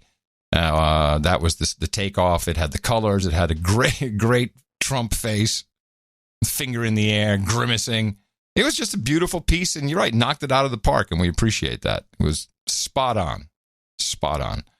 And so thank you, Ryan M. Scott, and all other artists who diligently help us out with an important part of the promotion of the show. It really makes a difference. NoAgendaArtGenerator.com. Thank you for that. And we're going to thank our executive and associate executive producers. Next in our Value for Value network, the way this has always worked is we started out years ago, almost 10 years ago, with a simple question. You went to the movies this weekend with a date, you had a drink, maybe some popcorn, $50. And you sat in a room for an hour and a half with your date and with a whole bunch of other people in the dark. Here, 3 hours, you're sitting with thousands of people. We're not quite sure how many. Could be tens of thousands, could be hundreds of thousands, who are sitting here with you in the light. And it's 3 hours minimum. What's it worth to you? And that's what is reflected in our donations, and we appreciate it. So we have a few people to thank that we brought up the numbers because of we had such a poor showing in the last couple of shows, and we rallied the troops, and we got some results. We want to thank all these folks for helping. Starting with Don Tommaso di Toronto, who came in with $1,234.56, or 1234556. Wow, which is, we consider to be one of the finest donation numbers. Yes, very fine. He writes, greetings, Ludwig, and Leopold. Hello. It has come to my attention that there's a meetup in the nether regions of Toronto today. Yep. On a show day, nonetheless. What possibly can go wrong? So I will hopefully be imbibing with my fellow No Agenda producers while today's episode downloads to my tracking device. I try and that's a good one. I try and donate at least once a year, but I'm a little late for 2018, so I believe a de-douching might be in order. Well, I'm happy to provide that. You've been de-douched. The lack of donations is not for lack of quality content. Step it up, you freeloaders. NJNK. Thank you very much. Don Tommaso. Sir Don Tommaso di Taranto. Gracias. Thank you. And then we coincidentally had Sir Onimus, a dog patch. He's back. Yes. With 800. 800? Wow. 800, yeah. He always has a handwritten note. Everything's pretty anonymous. Except I've been trying to do fingerprint analysis on the paper. Have you used lemon juice and a candle? Adam properly classified my last letter. A trusted traveler number reduces the chance of a Quad S designation, but does not move you to the TSA pre-check. Aha! There we have proof. No borders. Yeah, this is why there was a little kudos to you for your analysis. To no borders people, especially in San Francisco and Austin, please leave your apartment unlocked or give your apartment keys to a homeless family. Homelessness has separated far more children than ICE, and surrendering your personal border could be the solution to this crisis. Yes, I agree. Having worked with the homeless for many years, it won't take long for your apartment to be well known and very well used by these deserving yet separated families. They're all good people, and such action is exactly what you suggest we do as Americans. Please wish my baby brother Angelic Knight a happy birthday. I don't think we had this on the list. No, I'm going to put it in now. Wait a minute. His brother is... His baby brother's Angelic Knight. So he's one that passed away? I'm not sure. Oh, yes, I think so. That's a clue as to who he is. Angelic. Maybe. He offered some bog that may also be symbolic. He offered some bog advice. If you have bog, what is bog? B-O-G. If you have repeated weapons violations in your youth, don't write angry letters to the White House that imply threats. This is a good tip. It is. I'm writing it down. The Secret Service has no sense of humor and a long memory. Writing such letters to many administrations, Ford was his first. He told me last month the Secret Service no longer confirms his. Oh no, this guy's alive. Yeah, no longer confirms his location, proving he is not a threat. Or maybe they stopped because he is staying somewhere that prohibits sharps in quotes. A lot of code. I'm still at bog. Onimus is still. I don't know what bog. Bog means something. I've heard it. Prohibits sharps, quote unquote. His advice. This is probably going out to. There's going to be something going on. His advice seems like common sense, but your show demonstrates how uncommon such sense is in our world. This is true. Mm-hmm. We do reflect a common sense that seems to be lacking in the mainstream media. That's for sure. Regardless, please wish him a happy birthday. Back on grid? You offer some back on grid advice. If you repeated weapons, maybe. That's a troll room suggestion. I like it. It's possible. NJNK as usual. Yes. Thank you very much, Anonymous of Dog Patch. It's not only always nice to see such Slobovia, by the way. Yes. Yeah, such a great amount being gifted, but also we love your input and your analysis. Yes, he travels a lot. The only thing I've been able to determine about the guy, he travels a lot. He's probably a Muslim. His wife is, and I believe he is. And he stays anonymous because I think he's a Saudi spy. No, I don't know. Well, that's fine by me. I don't care. Bring the analysis on. I'll take it from any side. Although he's probably American, so he might. Who knows? And that's the last we heard of him. Speculation by being so secretive. Please, let's just stop. That's the last we'll hear of him. Otherwise, you're like, I've had it with you, Dvorak. Sir Jimmy James of the Flatlanders, $380.83. 38 in there for a vote towards the value you provide me. Thank you. My apologies. It took me this long to do it. I wish I had more value to provide you two, but I hope this at least helps. No jingles, but karma for you both. You've got karma. Thank you. North Tonawanda, Nadada in New York. North Tonawanda, New York. Marguerite Dries comes in with $350, nice round number, and she says, keep up the good work. Period. All right. Boom. All right. Thank you. That's it. Andrew Wang's Sir Tindeth, the Sun-Bleached Night in San Jose. $333.33. I was prompted to donate by John's recent recorder playing. Yeah. I'm also returning the fare for the house selling karma I received on episode 1023. I'm not sure if the donation gap is long enough for me to be considered a douchebag. No, of course not. No. The stuff really works. Thanks for the twice weekly brain cleaning. The show has been excellent lately. Keep up the good work. If you would, I'd like a request of dating karma and any Ayn Rand jingles. Okay. P.S. I want to go on record to clarify my roundtable request from my nighting was not boobs and stinky tofu, but boba. Oh. And stinky tofu, B-O-B-A. What's boba? I don't know, but I do look it up. I do appreciate your willingness to have kept this in such a strange request in the rotation for so long. Boobs forever. I'm going to change it right now. Is it still on the list? I think it is. Yeah, you're right. Boobs and stinky. It's a boba. All right. I'm going to move that up for today as a rectification. Perfect. Yes, I have that jingle request for you. Atlas Shrugged by Ayn Rand.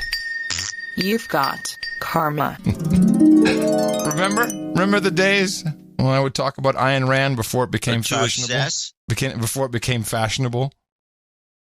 Well, I don't know if it ever became fashionable. Oh, yeah. Don't you remember there was a whole period in 2008 and all CEOs were handing out the book to anybody, all their employees? Here's an interesting observation then. Now, this was going on in Silicon Valley. I remember John Doerr and people like that discussing Ayn Rand's book. Yep. Now, how did the Valley go from that to becoming solid Democrat Hillary supporters? I ask you. That's a great question. That is a great question. It is. I don't know for the life of me. I'm sure it has something to do with money. It has something to do with something in there. There's some reverse propaganda in that book. Some neuro-linguistic programming that goes into your brain when you read the book. And it makes you a commie. Well, it makes you a Hillary supporter. It's different. He's not a commie. Yeah, well, I didn't become a Hillary supporter, so there's that. Yet. Onward. Baronet Sir American Carnage in Tigard, Oregon, 33333. We got a lot of people up there. Just refer to me as Baronet Sir blah, blah, blah, Sir American Carnage. Have let you guys down on Value for Value lately. Still loving the show. No, thank you for your courage. Thank you. Thank you very much. Thank you for coming back to work. Sir GQ, Baron of Maryland, 33333. ITM, gents, please use my title, Sir GQ, Baron of Maryland. Don't say my name or location. You two have been consistently outdoing yourselves with each show. Keep it up. The universe needs its best podcast. Please apply this towards my wife, Steph's damehood. Please play the following jingle. Please play the following jingles. Living the Mac and Cheese Life. Little Girl, Shut Up, Slave. Dvorak, Get Out of My Vagina. Karma. Hold on a second. And then he would like the Gitmo Nation National Anthem sometime after the show if you can, or whatever. Okay. He's got one more thing. Adam and James are douchebags. Oh. Douchebag. And then one more. Douchebag. Now, I don't know about you saying "Get out of my vagina." I never say it. Wouldn't it be cool if I could find it? Yes, no, it wasn't done. I think I don't know what he thinks. What he's thinking. No, I don't have a JCD version of that. I don't know why. This was never happened? I guess. Living the mac and cheese life. Mac and cheese. Shut up, slave! Get out of my vagina! Get out of my vagina! Get out of my vagina! You've got karma. It's better. I think that's funnier. William Messing in Bainbridge Island, Washington. Cute little place, $333. Thank you, John Nat. I've been listening for 2 months, and this is my first donation. Excuse me. Give him a de-douching. Okay. You've been de-douched. Keep up the good work. William Messing, Bainbridge Island. Ken Burkett in South Lake, Texas, $333.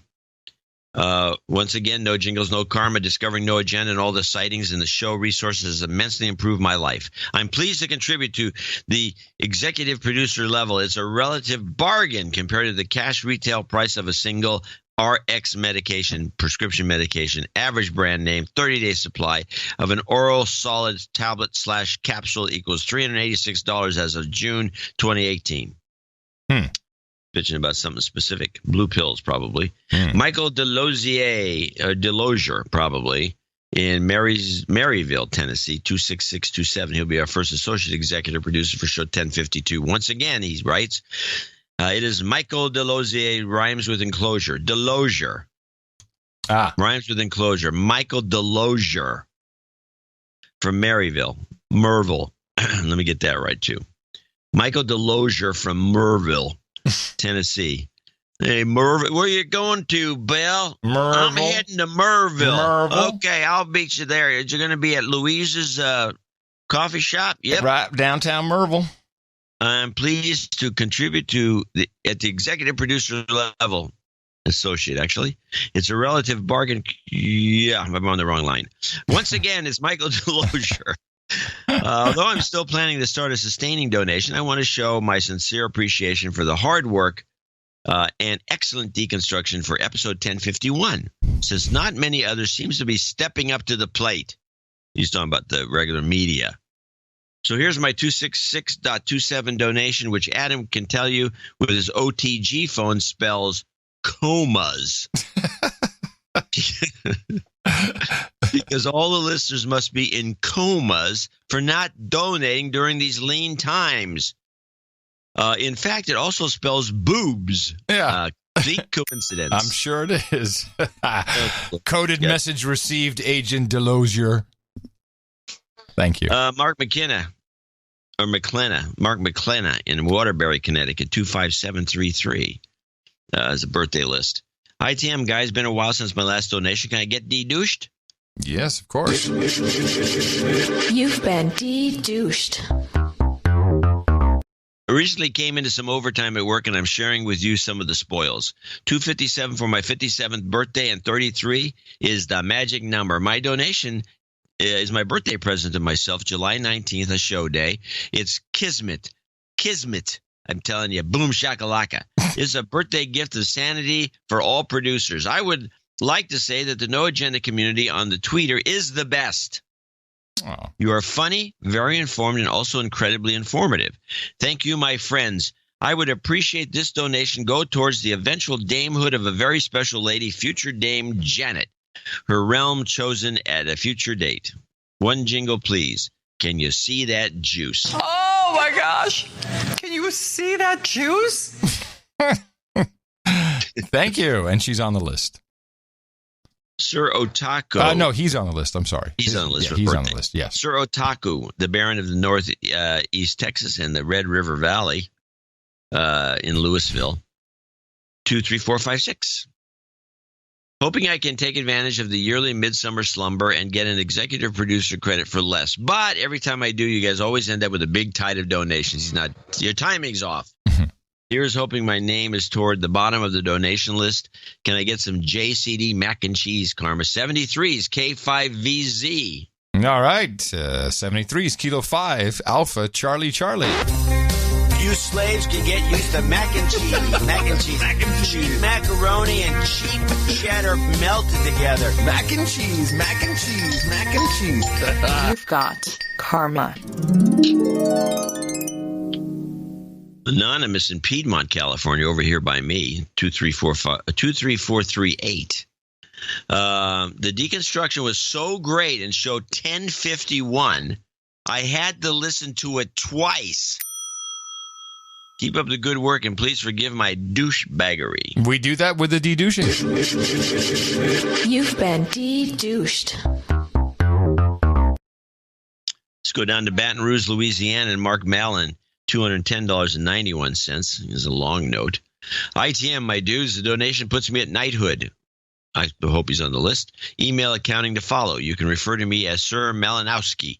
And I request crawfish and cane break, a delicious local beer at the Round Table. Hold on a second. Crawfish. Yes, I'm familiar with it. Or with crayfish, as they like to say. Crayfish and... Crayfish. You got some crayfish. Yeah, it's great with some crystal on it. And what's the other one? You got some corn on the cob. Cane break. And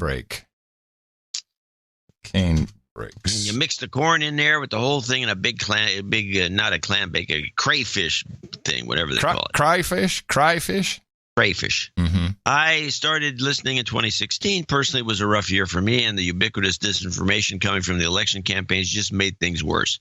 No agenda delivered a balanced perspective, a wealth of information, and a good time, and it does so to this day.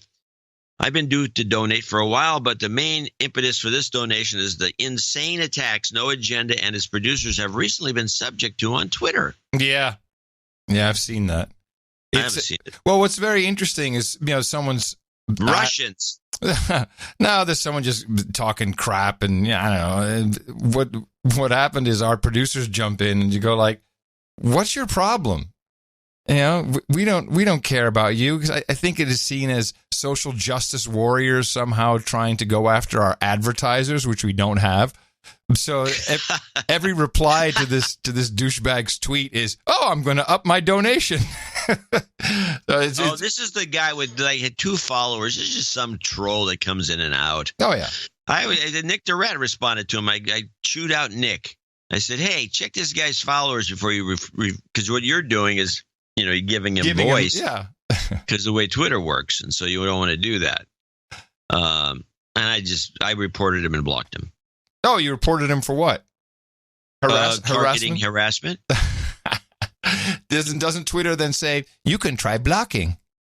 No, I always report, and then people should do that for targeted harassment, and then I block them after that. At the end, they ask you to block. I've been doing donations for a while. The impetus, the producer recently been subject on Twitter. I just said that this donation is primarily to spite whoever that troll is. Hell yeah. There you go. Paid off. Mm-hmm. Since I'm getting knighted, I want the most ridiculous jingle combo possible. Can I get someone is getting cornholed, Reverend Manning, fire in the butthole, and little girl, yay. Okay. This is a one-time offer. I would like to call out anyone who hasn't donated in the past year as a douchebag. Oops. Put up some value, you slackers. Sorry. And I get an F cancer for Twitter and all other social media platforms. Finally, Goat Karma. Thank you for your courage. Yeah, it's interesting. He wasn't on the list for Knights, so I'm glad I checked this. Sir Malinowski. Okay, you are now hereby on the list. Someone's getting cornholed today. Sounds like a recipe for success to me. Otherwise, you're going to have a flame coming out of your butthole. Preacher, you won't be able to sit down.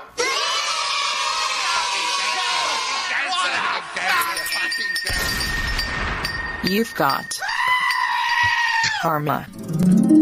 I don't know what happened to the little girl, yay. You had it. It was in there. There it is. I got her. Did it. I got her.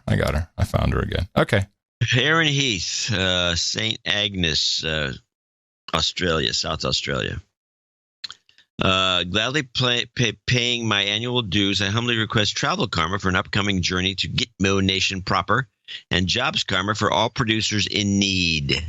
And he's got a birthday coming up. I think he's on the list. Yeah, 31 on the 26th. You got it. Jobs, jobs, jobs, and jobs. Let's vote for jobs. You've got karma. Lincoln Hammond comes in with 200. He's got no note.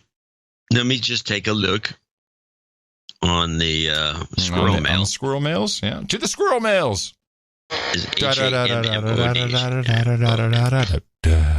Squirrel mail. The squirrel mail. Squirrel mail. No. Nothing? I'm going to give him a karma then. Oh, wait. Oh, Stop. Stopped. I put too many M's in. It's only one M. Oh. And squirrel mail has this habit of only going along with exact matches. Yeah, that's why it's still nothing. Still nothing. Nothing? Okay. Thank you, Lincoln. Give it karma. Always good. You've got karma. Guido Schmidt in Amsterdam. Guido. That would be Guido. Guido. Did I say what I say? Guido? Guido. Yeah, it's Guido. Yeah, Guido. Guido Schmidt. ITM, John and Adam, greetings from Amsterdam. I'd like to make a douchebag call out to my good friend RJ. Douchebag. Who I recently hit in the mouth. Please continue with keeping me sane and entertained with your top quality show. That is always our goal, keeping you sane and entertained. Entertained is what we often say, as of today. Marvin. Hey, wait, this is a new category, entertainment. Ooh. Yeah. Entertainment. I'm writing that down, too. Yeah, we need to write that down. I don't know, how do you spell intersane? Yeah, S-A-N-E, yeah. Entertainment. Huh. You've done it again. Martin N. Burkholder in Seneca Falls, New York, 200. And again, I'm going to go to Squirrel Mail, B-U-R-K Holder. Da da da da da da da. Yeah, we actually get the jingle. Of course, that's why I'm doing Somebody it. should write it for us. The more I sing it, the more likely it is to be sent back as a jingle. Yeah. Squirrel Mail. And again, nothing. So let's give him a good karma and move along. You've got karma. On to Dmitry Rabinovich. Any collusion? In Moreland Hills, Ohio. O-H-I-O.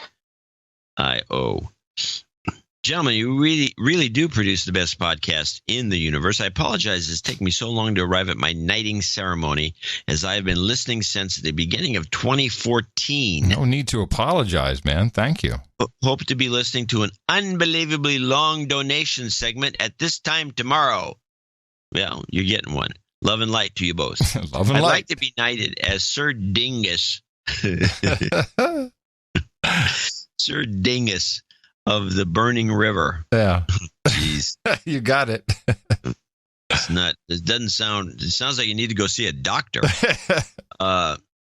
Lastly, can you please shower me with money karma? By the way, now I read this note before.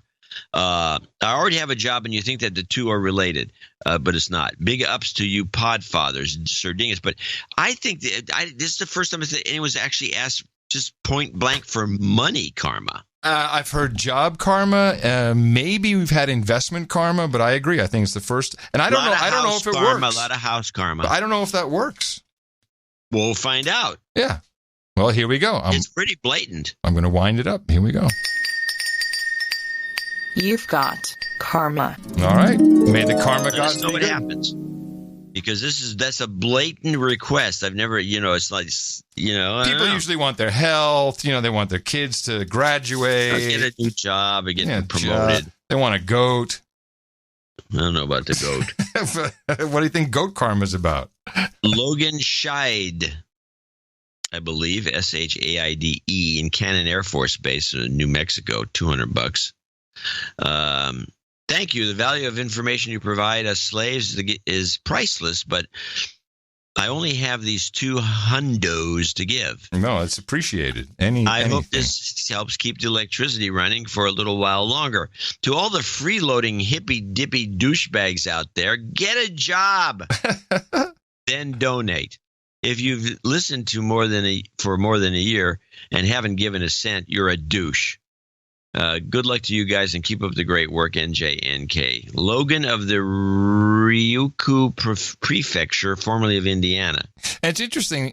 Sir Logan Scheid. Then let's get that straight. Actually, goes back. I just wanted to say something going back to Dimitri as well about that's how I think we gauge donation segments success more by how many people donate, not by the amounts. I mean, it's great if you have 10 people donating and those are all big numbers, of course, because then we can eat. That's fantastic. But the idea is to have everybody, here it comes, chipping in. Chip in. If everybody just chipped in a little bit, then it would be much. Now, we can't thank everybody at $3, but that's all it takes, really. We just want more people to donate. It's not so much about, I'm not going to complain, but more people donating is important. Onward. There you go. Carwin Chambliss in Atlanta, Georgia, 200. These are all 200 guys, and we thank them, each and every one of them, for the associate executive producership acceptance. Your deconstruction analysis of the Struck, whatever the guy's Struck. What am I thinking? I don't know. The Struck congressional testimony was outstanding. And the information on Struck's foreign upbringing was completely something that I've not seen anywhere else. It did show up finally. It's around. Stuff. It's around now for sure. Finally. When Laura Loomer has it, it's out. Keep up the good work, NJNK. Carwin Chambliss. Hey, where was Q on all that? Did Q predict this Struck being an Iranian spy? Were there any breadcrumbs? Yeah.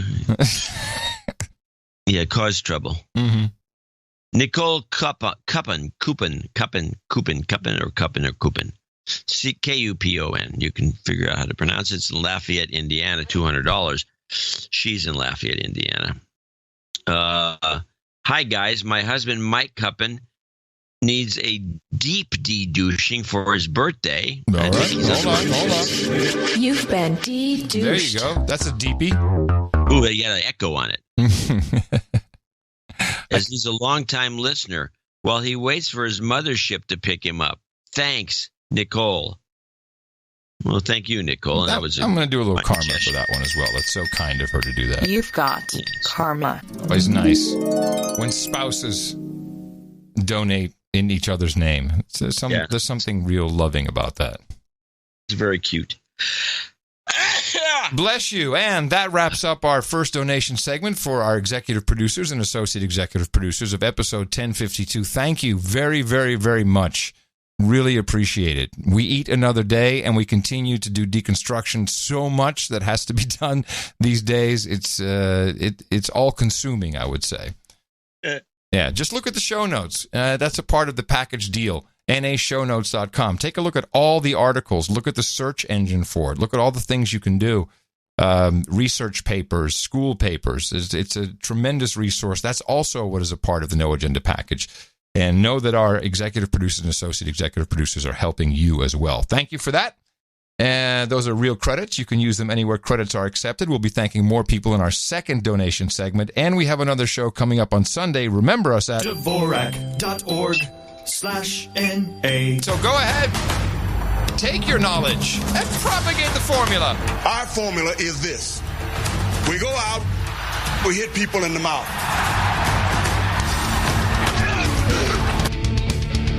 Order! Yay! Shut up. Yay! Couple of things I've got just to clean up the last segment. On some obscure broadcast, a radio, I believe, Louis Gohmert was spilling his guts about the Lisa Page closed session. Apparently, she dropped a dime. She said, for one thing, that whatever that was written, it wasn't up for interpretation. It was meant. So in other words, whatever Strzok said. That it wasn't. It was literal. It wasn't just lovebirds. Well, no, but it was. We're talking about the stuff about stop the president was literal. It was not. Oh, that means the public. It means the public. We, the royal we. Yep, exactly. Interesting. But well, she also. But she also had some very unusual things to say that Gohmert was more than happy to give us, and I thought it was interesting. Let me just get this for you. But let me say this, and it goes with what the president's getting mocked for in Russia. I brought this out, and the mainstream media will not touch it. To me, Fox is the mainstream media, but that is, we know, there is no question, the intelligence community inspector general sent Chuck McCulloch, sent his investigator, Frank Rucker, who told Dean Chappelle and Peter Strzok that despite what some of the media was saying, a major foreign power had gotten every one of over 30,000 Hillary Clinton emails through her own server, everything that came and went except for 4, and Peter Strzok did nothing about it. And apparently he didn't tell Lisa what he had learned from the Intel community IG, but they sat on that, and the president knows that this foreign entity, not Russia, had everything. You talk about playing in the election. Right. It wasn't just Russia. There were other major players, and Strzok did nothing. Lisa apparently didn't know, but so you're saying another country involved, Congressman. I want to get to Lisa Page. Yeah. She's a Democrat. She doesn't like Trump, but she was different. In what way was she different and more forthcoming? What can you tell us you learned? Well, she's a more contrite person, and but make no mistake, just like you said, Brian, she's a Democrat. She wanted Hillary to win, and she did not want Trump to win, and that's been obvious.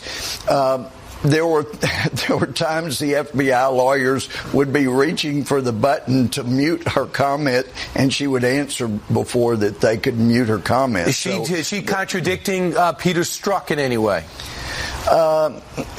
Not so much, but she has given us more insights to who was involved in what. Of course, when I hear Brennan or Clapper either say the kind of things they've been saying recently, then it tells me, wow, we must be getting close to them. Those guilty dogs are barking pretty loud. Yeah. Those guilty dogs are barking. Is she going to do a public hearing? I don't think so. How does that work? You don't have to do a public hearing. Well, that's just a show hearing. Well, we want a show. Well, nobody wants to show if she's going to be saying weird stuff like she's saying. Right. Maybe she's not insane enough. She can't, stick to the script like Strzok. Yeah. Now, so he's implying that China has the 33,000 missing emails. That's the thing that this guy, because his network guy, pushes over. I've heard this. I've heard this. Also, just as an aside, makes sense. There's no reporting on the GOP hack that the Russians did. If you want to just call someone out for doing it, there were emails and documents stolen, and there was a Donald Trump file that WikiLeaks published. It didn't get any traction. But there was a lot of exfiltration of data from the GOP servers. That's not mentioned anywhere. You'd think it would only strengthen the case. You'd think. Now I have this last series of clips are short from PBS, and this is again on the same thing. This is a more. Let me just say there was both and others was in the IG report, and there was also other servers mentioned. I think it might even said Republican, but no detail. No, of course not. No. Okay, sorry. Continue. This is Judy Woodruff and that new black woman who's supposed to be I hate to say she's token, but I think ever since Eiffel died, they had to find somebody. She's not very good. She can't enunciate. She's not that presentable. I don't think she's talented. Yeah, we heard her first tryout, which was very lame. Yeah, she's still not handling the job. But she's a black woman who hates Trump. So you're hired. You can see it. So I'm going to play these. Is she lesbian by any chance? Because that would really help your chances of getting the gig. You can't really tell. At least I can't. Maybe you can. This is Judy and her friend, part 1. She also said that the United States and the Trump administration takes election interference very seriously and that they're looking into this. That said, the president didn't back up and he didn't backtrack from what he said when he said both parties have issues with the way that Russia interfered in the election. Too fast. Slow down. He's not taking that back. And finally, just quickly, how are Republicans handling this? I know some of them are giving the president still the benefit of the doubt. Yeah, it ends there. Well, I stopped it there because they're giving him the benefit of the doubt. Right. What doubt? What benefit? What are they saying? What are they talking about? They're giving the president the benefit of the doubt. What doubt? I don't know. What doubt? I don't know. I'm asking you. That's why I stopped it there. I don't know. Well, she says they're giving him the benefit of the doubt. Well, you got to call Judy. All right, let's go on to. Okay, now we go to part. Before you play part 2, I want you to play part 3, which is the kicker to part 2. But I just want you to have it in your mind. Democratic Congressional Campaign Committee raising money. Michelle Sender, the story continues. Thank you. Thanks. Okay. Raising money. Raising money. They're raising money. They're leveraging Trump to raise money. Let's see the way Misha, I think's her name, Misha, something like that. Let's listen to part 2 of this and tell me what is wrong with this whole whatever she has to say. Others have come out in a way they've never come out before and questioned and even criticized him. Well, there are some Republicans like Senator Rand Paul and Congressman Collins who are coming out saying that that they agree with the president, that they have issue with the Mueller probe, that they question whether or not Russia interfered in the way that the intelligence community says they did. And then you have people like Newt Gingrich who said that he was happy that the president came out and clarified himself. And then you have Senator Lindsey Graham and you have Senator Richard Burr of North Carolina both saying that the president needs to be way more forceful on this. They're both Republicans. Republicans have not pushed back on this president very much, but these two people and other Republicans are saying the president needs to get this right and he needs to be more clear about this. The other thing that's happening, Democrats are using this to fundraise. Just the DCCC just today said that they raised just in June $15.2 million. James Comey is also coming out urging people to vote for Democrats. Of course, that's a former FBI director who President Trump fired. So Democrats are seeing this as a way to win in the midterms. Yeah, they probably have meetings at Rob Reiner's house. Now, what was wrong with what was the real mistake in there that she made? You can't remember it. No, but I don't remember. She says the Democrats are using this incident to raise money. In other words, all this Trump bashing is being used. Just the media incident. This current situation is what she's implying. Mm-hmm.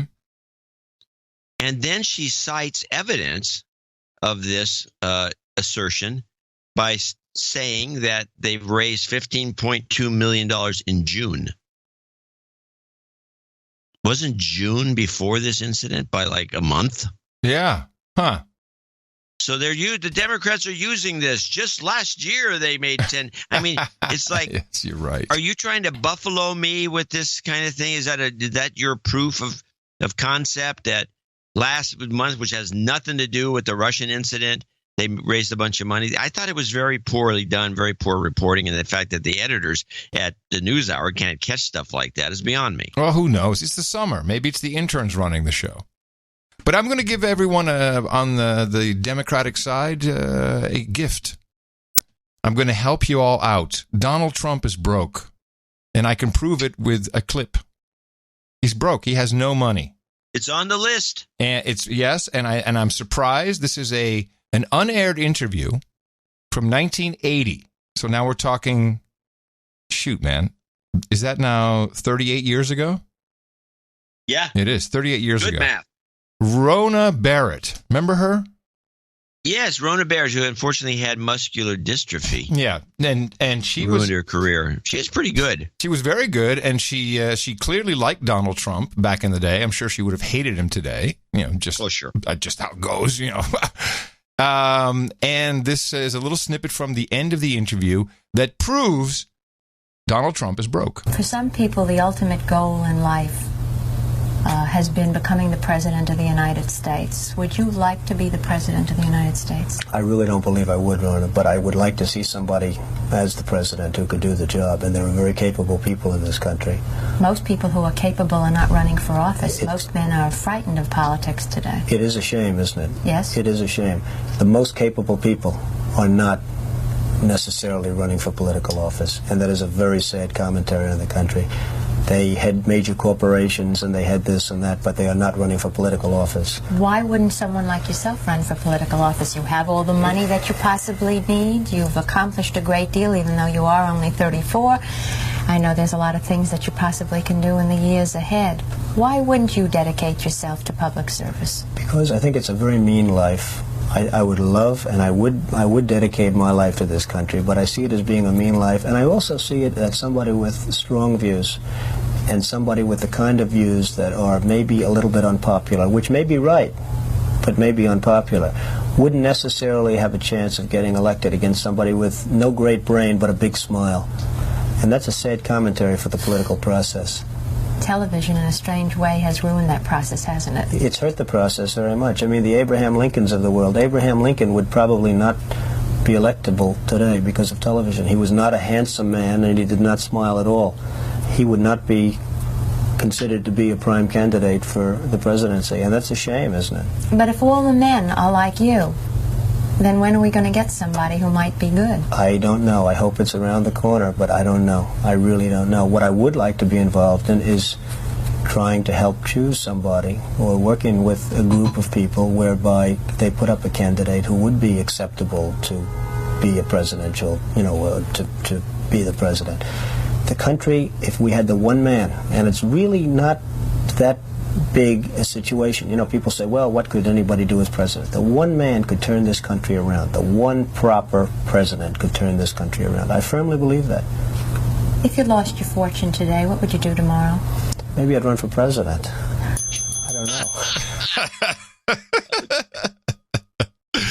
I would be using that at the top of the news. I'm going to give you the clip of the day for that because it was pretty funny. No, it was a long Shaggy Dog story, but it was a Shaggy Dog, yeah, for sure. It's rare to get a clip of the day for Shaggy Dog. Gray area. He slips through on a technicality. Oh man. Meanwhile, stuff heating up over in Euroland, where Margaretha Vestager showed up on the podium with a very colorful outfit. Vibrant colors. She is she's looking like a Brigitte Nielsen reincarnated. And here's what I clipped. I just want to mention this because I don't have it for the show. I was going to use it in a future show, but I clipped the entire between 7.5 and 9 minute bit they did on the PBS NewsHour interviewing her. Oh. Groovy. Over the Google thing. Yeah. Shall I play the Google thing? Yeah, I don't have anything, but I do have some thoughts on it. And the problem is I didn't have time to there's stuff that she says in this interview that is just kind of amusing. Yeah, and I want people to take note that we do a lot of that. There's stuff you put aside, you put it in a bin, it comes back. John, you're particularly good at it. Yeah, you got that one Rona Barrett thing from the 80s. Yeah, I've been keeping it aside. I've been keeping it on VHS since the 80s just for today. Yeah. That's the kind of work that goes into the show. Here's the and I'm glad you got that interview because I'm very curious. She seems like a very interesting woman. She says interesting things. Here's the report from Euronews. The EU has slapped a record €4.34 billion fine on Google in an antitrust decision for using the dominance of its Android operating system to favour its own search engine. The EU's competition cell rejected criticism that the fine was too high. Using our standard methods, the fine is simply bigger because the effect of the infringement is bigger, and it's exactly a reflection of that, and that it's a very serious infringement. It's a very serious illegal behavior. The Commission's decision to penalise the American tech giant comes at a time when EU-US trade relations are at a low. President Trump recently accused Commissioner Vestager of being a tax lady who really hates the USA. She hit back at claims there was any political motivation. I do work with tax, and I am a woman, so this is 100% correct. I very much like the US. Please clap. This has nothing to do with how I feel. Nothing whatsoever. Just as well as enforcing competition law, well, we do it in the world, but we don't do it in the political context. Google has 90 days to respond or face additional charges of up to 5% of its average daily worldwide revenue. But the company plans to appeal the decision. We are concerned that today's decision will upset the careful balance of the Android ecosystem. We believe we have a strong case for the benefits that Android has brought to the European marketplace as well as globally. And this is why we intend to appeal. The EU says Google has stifled competition among search engines by forcing smartphone makers to pre-install Google apps Chrome and Search. Consumer groups say that getting Google to stop doing this will help stimulate a greater variety of search engine products. We can expect more diversity. So every time that you'll find Android phones, we can expect to have different search engines and browsers. For example, now there are out there other competitors like DuckDuckGo or Quant that currently find very, very difficult to enter the market because of these specific practices that Google is deploying through Android to have always Google search as default. The EU's unprecedented fine and the threat that it could even be increased is being seen as a signal that they are ready to stand up to tech firms at a time of increased public concern about their dominance. Man, this is such a deja vu for me with Microsoft and Internet Explorer. It's just, it's the same. It's the same case. Yeah. It's the same bundling same thing. papers. It's exactly what Microsoft did, and they're not going to let Google do it. I think Microsoft's behind this, by the way. It wouldn't surprise me. But she makes some comments that are just like so baffling. It makes me think she doesn't know what she's talking about. Somebody's telling her what to say. No, I don't think really goes, because I'm a she's defender of the American companies being gouged by the EU. But when the PBS News, of all people, the PBS NewsHour, a liberal operation over time since Gwen left, says at the opening of the piece, we tried to get a hold of someone from Google, and the press office wouldn't send anyone or talk to us, and they sent a videotape, which is the same tape that they played in that report of the head of Google guy with the Indian accent talking about competition. I think it's about time they start going after Google. I'm not going to defend them anymore. They have no press representation. They have a thing called press@google.com. You can write to them and maybe you get an answer back, rarely.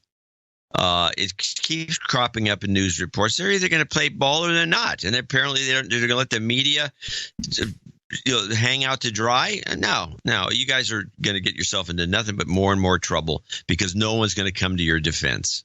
And nor should they. I'm sick of those guys. Yeah, that's the problem. They're just developing they got a bad attitude. Yeah. And they're not customer friendly citizens. They're not good corporate citizens. They won't even send somebody to answer questions to the NewsHour. Yeah. PBS NewsHour. Are you kidding me? They think the shit don't stink. Exactly. Yeah. Speaking of which. Yeah.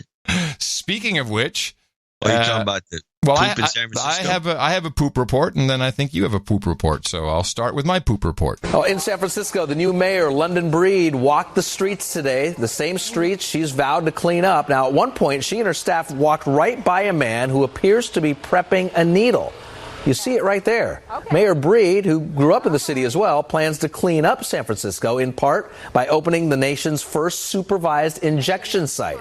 That's where people can shoot up their own drugs indoors under supervision instead of on the streets. You're a native of San Francisco. Is this the worst you've seen it? I will say that there's more feces on the sidewalks than I've ever seen. Growing up here, that was something that wasn't the norm. That you've ever seen? Than I've ever seen, for sure. And that is a huge problem. And we're not just talking about from dogs. We're talking about from humans. How can a city with some of the most expensive rent prices in the world also have neighborhoods that are being compared to actual slums because of the amount of human feces, trash, and needles everywhere. There are a lot of people who have been pushed out of some of these places where you now have people paying these prices. About 70% of the people who are estimated to be homeless now in San Francisco were actually housed in San Francisco before they became homeless. We have to make sure that people who live here, sadly people who are homeless here, that they're also held accountable for taking care of our streets. This is our home. What do you mean by that? Like, for example, I met with service providers in District 5 in the Haight-Ashbury community. And one of the things that I said to them is, you work with many of these individuals. I work hard to make sure that your programs are funded for the purposes of trying to get these individuals help. And what I am asking you to do is work with your clients and ask them to at least have respect for the community, at least clean up after themselves and show respect to one another and people in the neighborhood. Are you talking about harsher penalties? I didn't express anything about a penalty. I just solicited their help in trying to talk to their clients who unfortunately were mostly responsible for the conditions of the streets. And I love the term clients once again. Yes, they're clients. Apparently, you're in a lockstep agreement with Rush Limbaugh. Oh, well, hold on a second. I'm in agreement with him. Oh. We don't do these sorts of clips on the show because they're just a competitive show. But I was listening to Limbaugh's show after the Helsinki thing to see what his take on the whole thing was and what he was going to come up with. I didn't think that much of it. But in the process, I had the recorder going and I caught his. And I had to cut a lot. I didn't realize how long he puts he loves silence. He has long pauses that you have to cut out.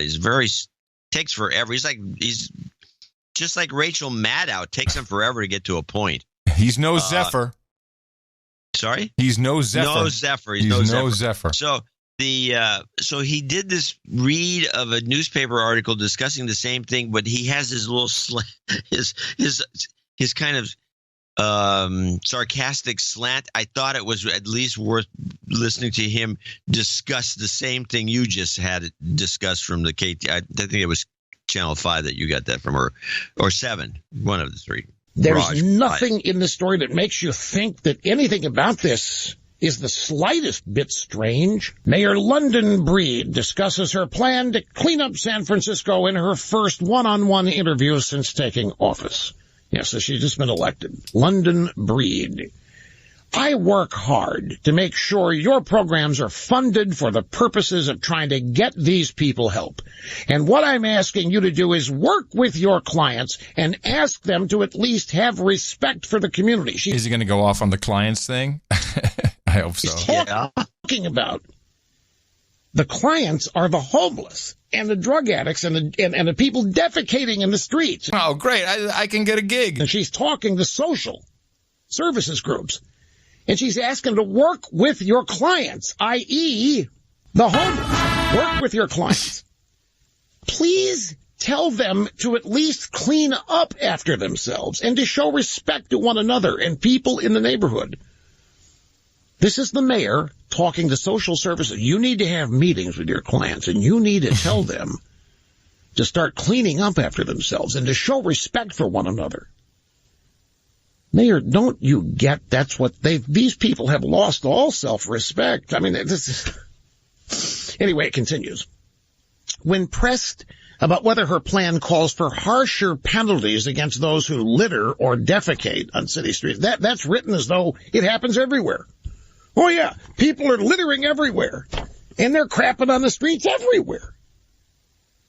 And when pressed about whether her plan calls for harsher penalties for those who do that, the mayor said, I didn't express anything about a penalty. Instead, the mayor said she's encouraged nonprofits, the social services groups, to talk to their clients, who unfortunately were mostly responsible for the conditions of our street. The clients? Homeless are now clients of nonprofits. And then she said, I will say there is more feces on the sidewalks than I've ever seen growing up here. That is a huge problem. And we're not just talking about from dogs. We're talking about from humans.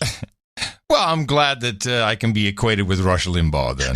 That's I was highly amused by that. Not so sure how I feel about that. But I don't blame you. I've been on the client. This seems like he's just discovered this term clients, and I've been on it for months saying this is... Yes, you have, but you're ahead of the curve on it. I'm not going to say that you weren't. I'm just still picking the hits. But all I know is this is a job for one man. Detective Dookie. Detective Dookie. Poop Police. SPU, Special Poopers Unit. And where are our jingle guys, man? I mean, this is such an obvious one. You got your lyric hat on? I don't, no. Put it on. Put your lyric hat on.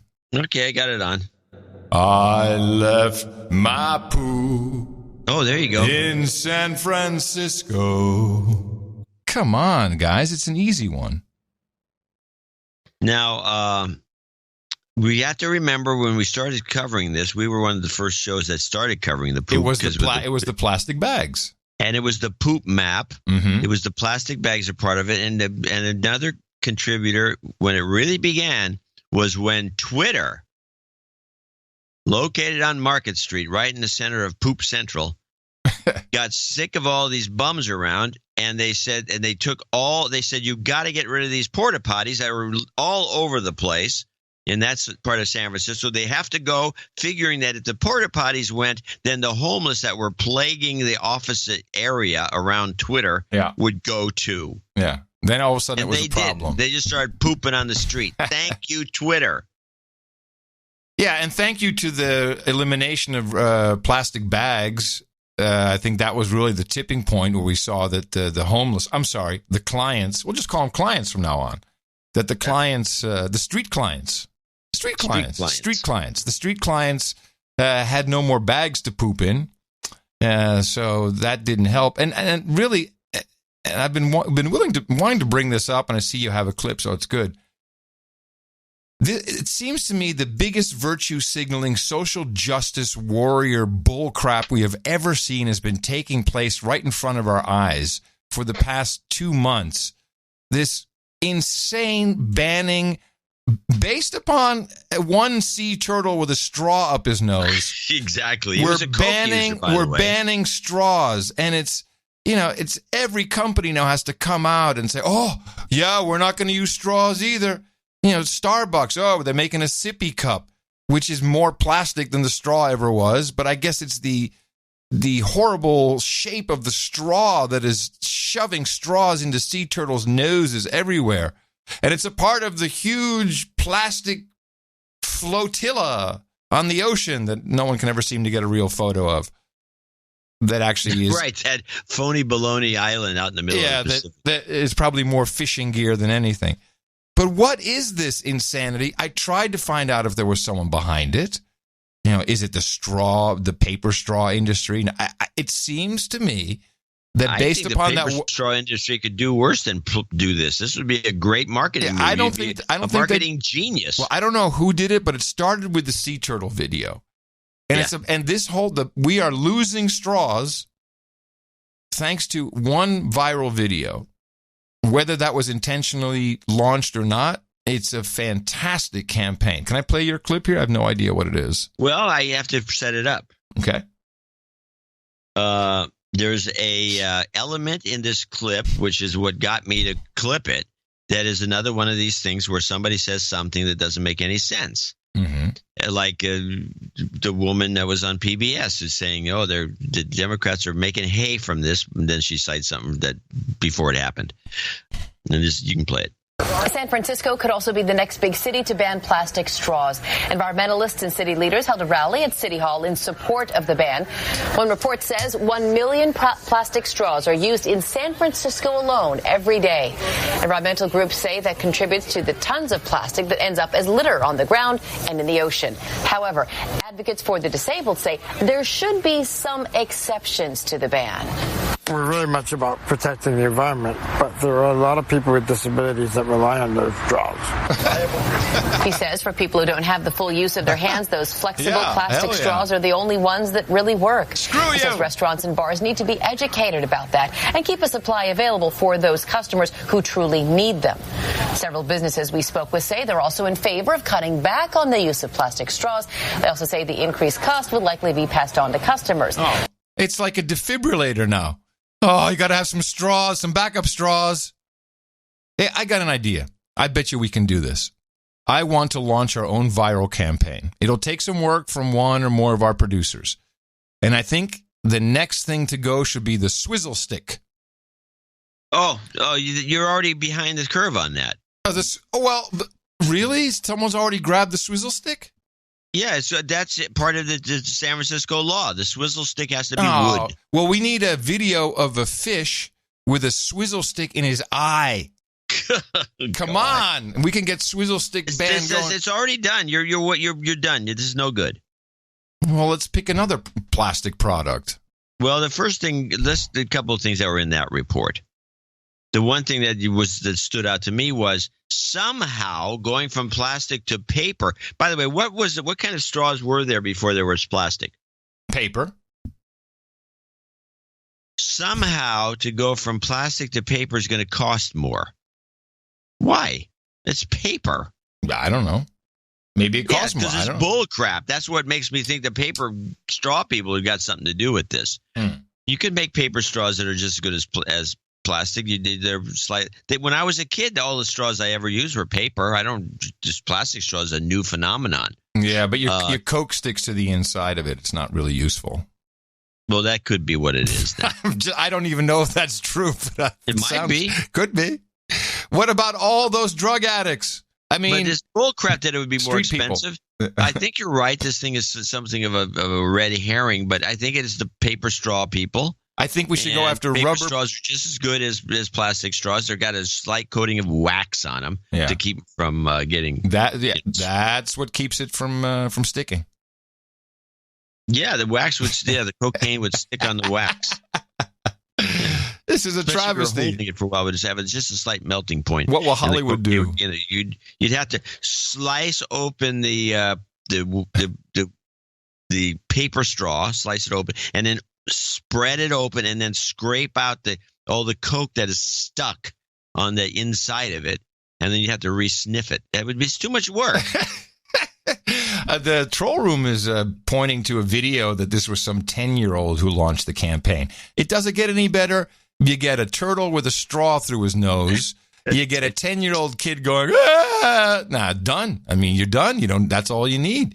Throw in some SJWs. It worked for kale. It'll work for these straws. These plastic straws. If I was in the business of making these plastic straws, I'd be beside myself knowing, or I'd be retooling for paper immediately because you're toast. Yeah.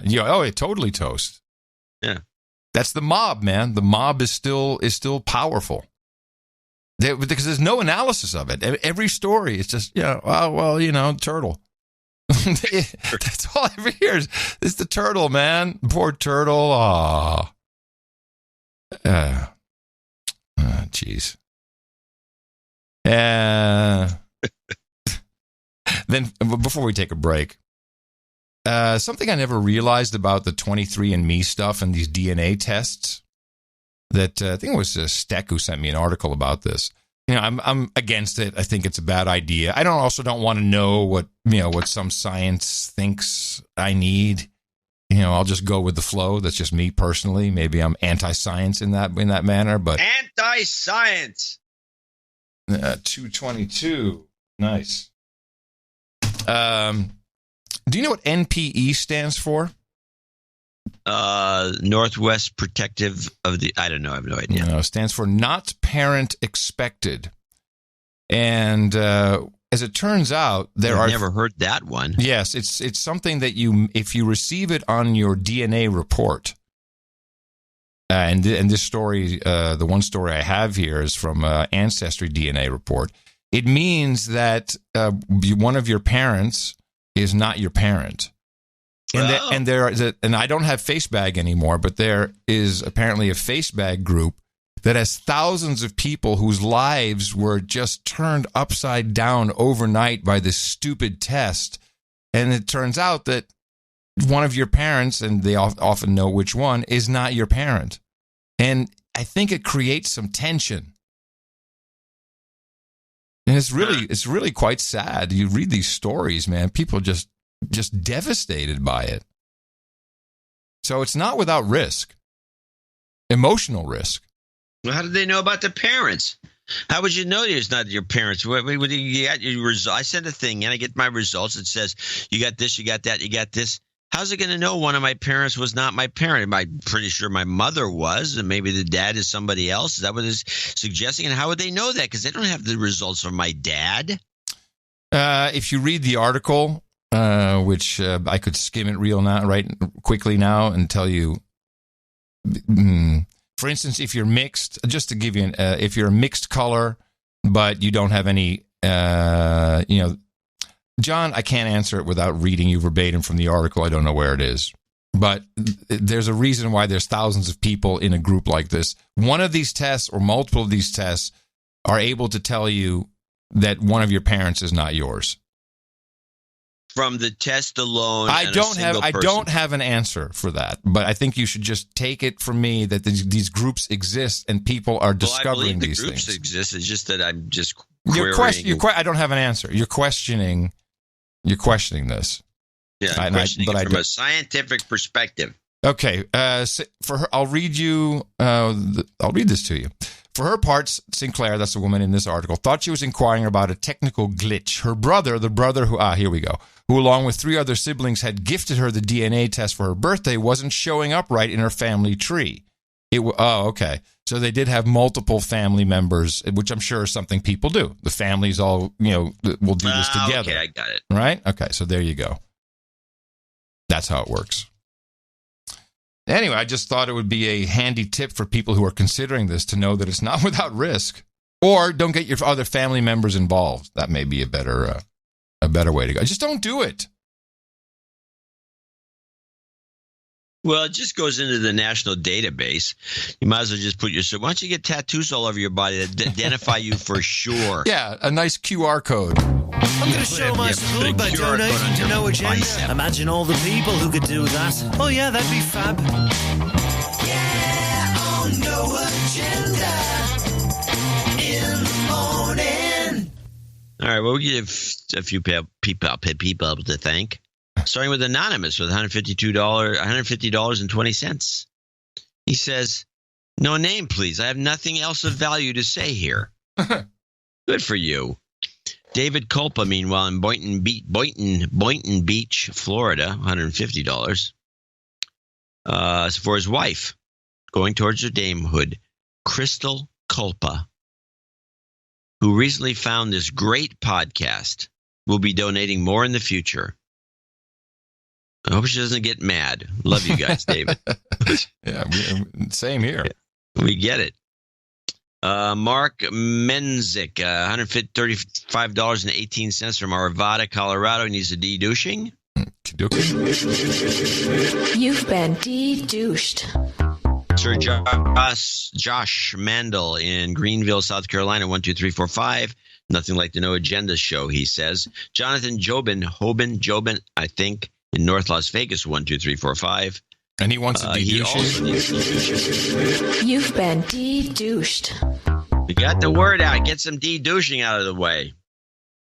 Sir Richard Unterberger, Sir Chard of the Tiny Cars in Emmaus, Pennsylvania, 10520. And also Chris Newbold, 10520 in Portland, Oregon. This is first donation. And he didn't get the de-douching he wanted. You've been de-douched. Got it now. Yeah, meanwhile, Jeffrey Alicia in Bethlehem, Pennsylvania, $100.01, needs a de-douching. You've been de-douched. This is nice. These are all new people. Thank you very much. Means you're going to get carpal tunnel syndrome. David Swanson in Eugene, Oregon. Was that? No. He's in Eugene, Oregon. An Oregonian. He's a bus driver. Yeah. And he says, last Sunday's coverage of the Strzok hearing was phenomenal. David Timmerman in Charlottesville, Virginia, 100. Kelly Flanagan. Oh, wait. David Timmerman wants a de-douching, first-time donation. You've been de-douched. Kelly Flanagan in Indian Wells, California, $100. Dame Patricia Worthington in Miami down there. She says, I appreciate the education I get from you guys every single day. Oh, thank you. Sir Sean, $100, parts unknown. Sir Chris Gray of the Isle of Wight in Covington, Louisiana. 88. 88. Michael G. Popoff in Lakewood, Washington. Now, he sent a check in and he had a note, and I believe the note should be read. Okay. Because it's a night in waiting. He's a knight in waiting. He's going to be knighted today with a crazy reverse name. I've been a listener since 2010. John, I followed you since Tech TV, and I've enjoyed your PC Mag columns for just as long. I found out about the show from Cranky Geeks. I don't know how that works. Oh, I think it's when I was doing Cranky Geeks for Mevio. After I started listening, it was like a breath of fresh air. Your deconstruction of the media is spot on. Please continue for as long as possible. We need you around until Jesus comes back. I don't know if we can do it that long. It may take a while. I am a mail carrier in Los Angeles County. We love our mail carriers. I appreciate that you guys are the only ones that have talked about the real reasons the U.S. Postal Service has had financial difficulties. The bill that did this was the Postal Accountability and Enhancement Act, which was passed in 2006. Which made the Postal Service pre-fund their pension plan to the tune of, what, $50 billion or some for the next 20 years, too. It's not like just for a week. Right, which is then said, oh, they're struggling. Yeah. I like the Postal Service. I think it's very good. I use it. I know you do. Hopefully this will make it by July 12th, which is my birthday. I will be 36. I'd like you to play. I think he's on the list. Dr. Kiki, It Was Worth It, and the song about homeless people pooping in the street. We can put that at the end, I think. If I knew which song. The people pooping in the street. There's another one. Martha and the Vandellas. Pooping in the street. Pooping in the street. Pooping in the streets. Yeah. So easy. I'd also like to ask for a jobs karma for my beautiful wife, Michelle. She is a neonatal nurse looking for a day position. I'd like to ask for karma on my path to become a dude named Ben. We'll give him a karma and for the wife and him being a dude named Ben. Anyway, that's Michael Popov. You've got karma in the streets. That's right. Werner Flipson, our No Agenda Wi-Fi night. The No Agenda Wi-Fi night. Dwayne Mel 8008 along with we need a jingle for I'm sorry. I'm sleeping on the job as usual. We have it from Melanchthon? Yeah, something. Yes, we do. I'm sorry. Of course. Here we go. Ladies and gentlemen, I present the Grand Duke of the Pacific Northwest, Sir Dwayne Melanchthon. Ladies and gentlemen, I present the Grand Duke of the Pacific Northwest, Sir Dwayne Melanchthon. Double dose. I don't know what that's about. Yo. 808, he's in Tigard, along with his buddy higher up on the thing. Tigard 8008. He's got some show notes that we should read from the Federalist. Mm-hmm. And some notes for us. Peter Strokes. Yeah. Peter Strokes in Maastricht. Strooks, I think it was Strooks. In Maastricht. Yes, boob. 8008. Also Herb Lamb. Sir Herb Lamb, 8008. And Keith Gibson, 8008 in Holly Springs, Georgia. William O'Donovan, 8008. Rose Chavez, 8008. What is this? Wait, Rose Chavez. I'd like a de-douching. De-douching. You've been de-douched. Thank you. Good to have you here. Oh, did I put boob? I put a boob on there. That's I guess right. you did. You I did. can't remember what it was on. It was Good, one of the good placement of the boob, apparently. Apparently, everyone picked up on it this time. I've done it before, and I get nothing. Tim White, Lee's Summit, Missouri. Boob. Sir Gabe in San Francisco, California. Boob. Sir Greg of Parts Unknown. Boob. Sean O'Neill in Royal Oak, Michigan. Boob. He needs another de-douching for him. You've been de-douched. And he's got the boob donation. Okay, onward. Kyle Blank, 7777 in Houston, Texas. Kevin Webb in Carrollton, Texas, $75. Happy birthday and job karma. My brother Chris, we'll put that at the end. Aaron Newberry in Aurora, Colorado, 7333. Dame Dane, $72. Aaron wanted to shout out to his smoking hot wife, Christy, so I'll do that. Done. Hey, Christy. Sir Mid-20, the Soky Knight, S-O-K-Y, 7175. Sir Rick in Arlington, Washington, 6996. Srini Wait, he has a call out. Oh, Serini. Yeah, Serini has a call out. Sorry. Yeah. Serini Murty in Culpeper, Virginia, 6969 as a call out. Donor at one time, then boner, hoping to be a regular donor. Some business karma would be helped. Put that at the end. And a douchebag call out to that cheating partner of mine. Douchebag. Jeez. Screwed me for so long. I've had that happen. That sucks. And Sir Chris James in Sturgis, Michigan, 6238. David Groff in Wyoming, Ohio. Fibonacci donation of 6179. Yes. Nice number. Colin Ayers in Blissfield, Michigan. Job karma at the end. Sir John, Knight of the St. Patrick Patron Saint of Engineers in Heber Springs, Arkansas. Thank you for your courage. Small boob? Small boob. Matthew Olmsted, 60. Doing my part. Thank you. Matthew Scott, Willard, Missouri, 5611. Relationships karma at the end. John Cox in Waterford, Pennsylvania, 5555. Cameron Beck, also 5555, and he's in Auchenflower, Queensland, Australia. Oh, hello. We said for him, we need some health cover for his dad who's going to the hospital next week. He says he canceled his Audible membership as it could not compete with the value that No Agenda brings. Thank you. John Cox up above him says, by the way, he says, P.S. Adam, we need more crackpot. Okay. Sir Peep Slayer, 5555. Once a douchebag says, step up. Nicholas Furakis, 5510, double nickels on the dime. And he says, here, life-saving tip. Thank you, Adam, for his tip about the 6-month expiration on using a passport to get back into the country. This is what stopped me from going to the Netherlands. He saved me getting rejected on my travel day and wasting my time at the passport office. Yes. Good. Yeah, you got to remember that. Everyone does. Jeffrey Schwab in Olympia. You know, here's the thing. Is the passport's got a date it expires. You're preaching to the choir. It expires on October 10th, let's say. Yep. That's when it expires. It doesn't expire 6 months in advance. 3 months. If that's the case, why don't they change the date?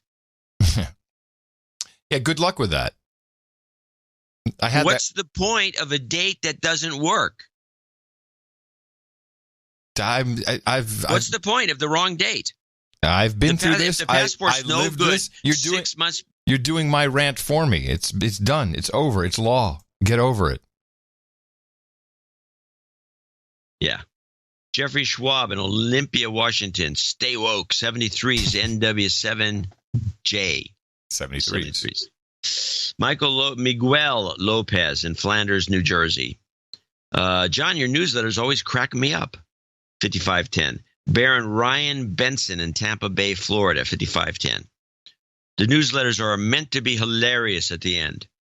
Sir Donald Earl of Mills, 5510. Louis Pipkin, 5510. Dean Roker, 5510. $55 from Marcus Muller. Sir Nicholas, 55. Alexander Diamond in Abbotsford, BC, Canada. He needs a de-douching. You've been de-douched. Eric Bird in Baltimore, Maryland, 5222. Jonathan Fedoric in Santa Ana, California, 5183. We rock. Sir Torielata. Okay, let's get Torielata. I'm guessing. Torielta. 5110. He's in Glen Ellen. He's Sir Torielata. Hocus Locus, 5038. Sorry, I'm so broke. David Courbanu. Oh, wait, you missed William. What? William Welburn. Oh, I missed Welburn. Oh, William Welburn, 5033. David Courbanu, 5033. Yes, and he did an end of show mix for us. So Alexander Beatty, 5009. Mark Churich in Brentwood, Tennessee. In Brentwood, Tennessee, 5005. Andrew Benz in Imperial, California, 5005. George Wuchet in Universal City, Texas, 50. The following people are all $50 donors, name and location. Micah Miller, Bethel, Pennsylvania. John Camp, Antlers, Oklahoma. Tyler in Charlotte, South Carolina. Been a listener for many years. Thomas Dillon in Laverne, California. Sorry. Eric Mackey, Maki, in Lawrenceville, Georgia, 50. Harris Frankel, Russ Owen, Derek Bretz in Chesterton, Indiana. Joel Daroon in Savannah, Georgia. Robert Vogel in Franklin, North Carolina. Dalut Zanguzen. That's what it looks like. Zanguzen. Yeah, Zanguzen in Bellevue, Washington. Owen and Kim Vacheron in Foxborough, Massachusetts. In the morning, this donation is coming all the way from the heartland of hysteria. Yes, exactly. Yeah, really. Oh. Christopher Herring, Sam Godwin in San Jose. Sophia Pandelia, probably in San Jose. Sir John the Brewer down there in Louisiana. He's being? I guess he's getting upgraded or knighted. Yeah, Baron. Oh, it's a Baron today, right? And he says, "For my money, doesn't get any better than when used to fight over fornicating for Micah." So I sent an extra $50 over my monthly anonymous donation to ensure you keep it up. Oh, thank you very much. And he becomes a Baron. He would henceforth like to be known as Sir John the Brewer, Baron of the Bay Down. Yeah. Christopher Howell, Frederick, Maryland. Sean Regalado in Burlington, Vermont. David Eckersley, 50. Dennis Price in Pine Grove, California. Okay, he says, I donate once a year. You guys need the money now. Wesley Wilkerson in Houma, Louisiana. I'm sure there's some weird pronunciation of that. Nick Barnes, Chris Davidson, Alex Simkus in Burien, Washington. Scott Lavender in Montgomery, Texas. Sir Andrew Gardner. Jimmy M. Burdett, Andrew Gusick, Anonymous, and last but not least, Sir Jerry Wingenroth in Saugus. Wow. Now that's a nice list. Yeah, it's a nice list. That's a great list. And we want to thank these folks for pitching in and chipping in. It doesn't work, John. Don't use this chipping in. Don't use this pitching in, chipping in thing. Thank you very, very much. Also, I want to thank everyone who came in under $50. And I picked two notes out of the bag here. Hello, my name is Sam Garcia. I'm an adult under 40 living in the Sunshine State of Florida, working as an EMT slave, helping people in times of crisis and emergency. I've been listening to the No Agenda show since episode 1018, and the guilt of not contributing to the value for value system has driven me to become a sustainer at the cool $33.33 a month donation. Thank you. I'm able to listen to the show on the way to and from work, and if I didn't have the show to listen to, I'd be listening to some real crackpot stuff. You and John... You mean the mainstream media? I guess. You and John are able to have deep conversations while making it entertaining and not making me scratch my head trying to pull it all together. No matter what John says about the OTG segment, please keep it going. I love all the info. Can't wait for my Verizon plan to end so I can get a T-Mobile or Metro PCS and get myself a Nokia E71. I noticed you talking about the Kyocera rugged cell phone last episode, or the one before, and I wanted to mention this is the exact phone my ambulance company uses for its 24-hour operations. See? Yeah, it's a Pro. Yeah. It's a Pro phone. And then finally says, speaking of radios, and he goes on how they use it, I've always had an interest in radio. Always thought I'd love to be in the military, or to have to be in the military or in a field that actually used them to be hands-on with them. But when I heard about the wonderful world of amateur professional ham radio on the No Agenda show, I was blown away with the opportunities and knowledge on the subject. I would just like to say that you and John are doing a fantastic job. Wish I could give more. I'll start saving my money for an associate executive producership. Yes, being a ham is very good for you. It's good for your brains. It's good for your knowledge base. It's good information to have, and you need a couple radios in your life because you never know, and hams will save the world. And then a second one from Joanna. Right. A second note from Joanna Lynn. Hi, Adam. The love of my life was distraught this week at the lack of support coming in. Your show has become the backbone of our sanity here in New York, deep in Dementia B territory. We have even converted my dad into a crackpot and buzzkill devotee. Good. Anyway, we love you. My fiance is already donating weekly, and now I am too. Keep fighting the good fight. We appreciate you both. Best from Joanna Lynn. Very nice. And there's hundreds of notes like that, and we really appreciate it because that's what gets us up in the morning to do this for you. And the donations like this really makes the Value for Value system sing. Thank you. It's appreciated. And a lot of karmas as requested. Jobs, and jobs. Let's vote for jobs. You've got karma. You've got karma.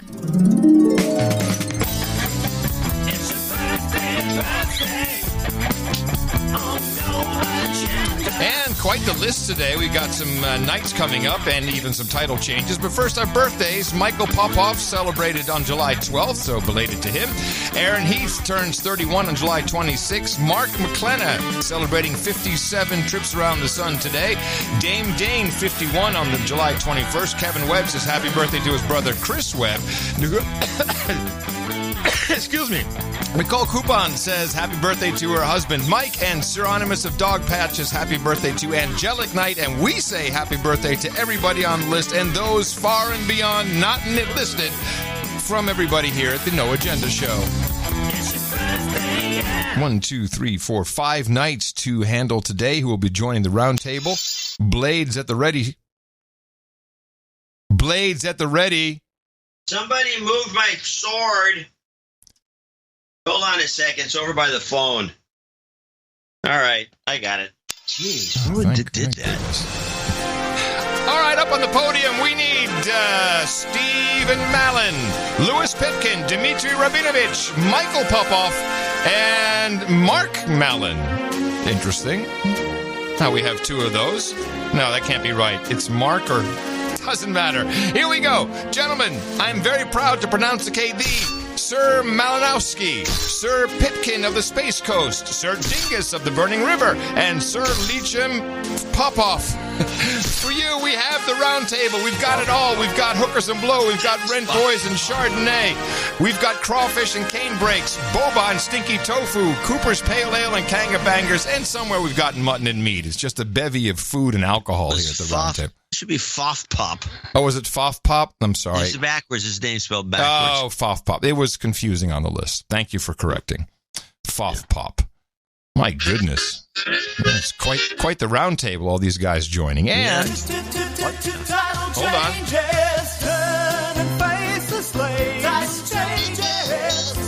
Don't wanna be a douchebag. We have two title changes. Sir John the Brewer now becomes Baron of the Bay, and Sir Carice becomes a baronet. And we congratulate both of you and thank you for your contributions to the No Agenda Show. Some call it, by its true name, the best podcast in the universe. And we are humble.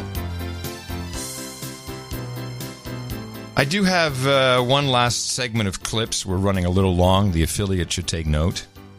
But there was a rather interesting interview with AOC by, what's her face, from the NewsHour, Amy Goodman.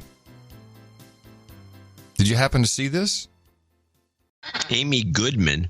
Yeah. She did an interview with Alexandria Ocasio-Cortez. She's not on the NewsHour. She's on Democracy Now. Democracy Now, I'm sorry. It's your beat. That's why I was wondering if you knew what it was. No, but that'd be a perfect interview. Yes, and I pulled, well, actually, yes, I pulled 3 clips from it, and it was a dual interview on stage in a theater with an audience. Oh, yeah, she likes to do those. I didn't know she did these. It's an interesting format, and even more interesting, she had, I think it was a mayor of some town in Spain. She's the first socialist mayor. So half of it was in Spanish with a translator. And, of course, Alejandria, she broke out some Spanish. And, so that was all a very good look. But I did want to play these 3 clips. The first 2, because from Democracy Now, any serious journalist, just this interview itself, I found the leading the witness in this case to be of a level that is just unheard of. That's what she does best. Amy is leading the witness. Yeah, I know. That's what I said. That's what she does best. And I'm going to let her lead the witness, and then let's all listen to the future of the Democratic Party speak, which I think is still the plan. Is she not the future of the Democratic Party? Is that not what the chairman of the Democratic Party said? Yeah, let's hope so. Yes, because it'll be fun. But talk about what is happening in this country today around immigration. Just hours before we're meeting now, a judge has ruled that families who have just reunited with their children, who Trump had snatched from them in the last weeks. Did it. Trump did it. I mean, do you hear that?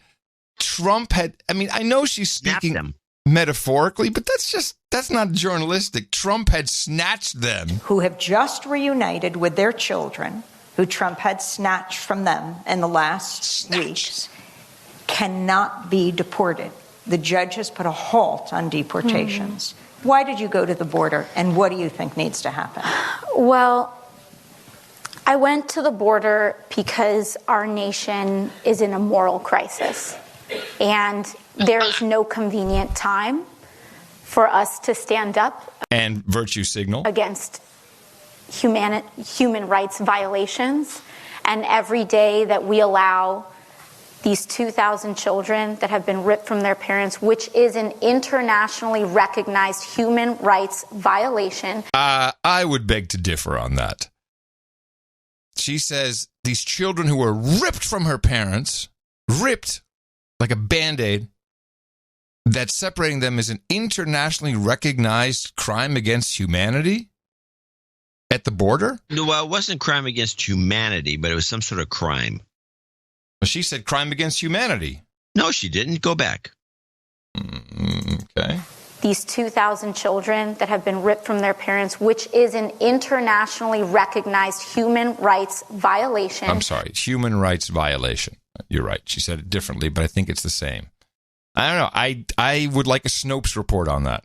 I would like to know. Fact check false. This is being done in our name. This is being done in representation of us as United States citizens. Every day that we allow the continued violation of those children's rights is the day that I believe the moral character of the United States is at stake. So for me, it wasn't a question of whether I should go down there.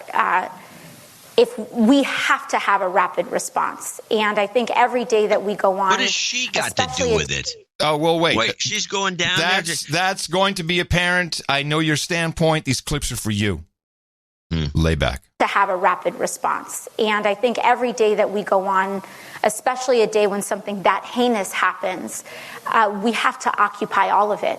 We need to occupy every airport. We need to occupy every border. We need to occupy every ICE office until those kids are back with their parents, period. Okay.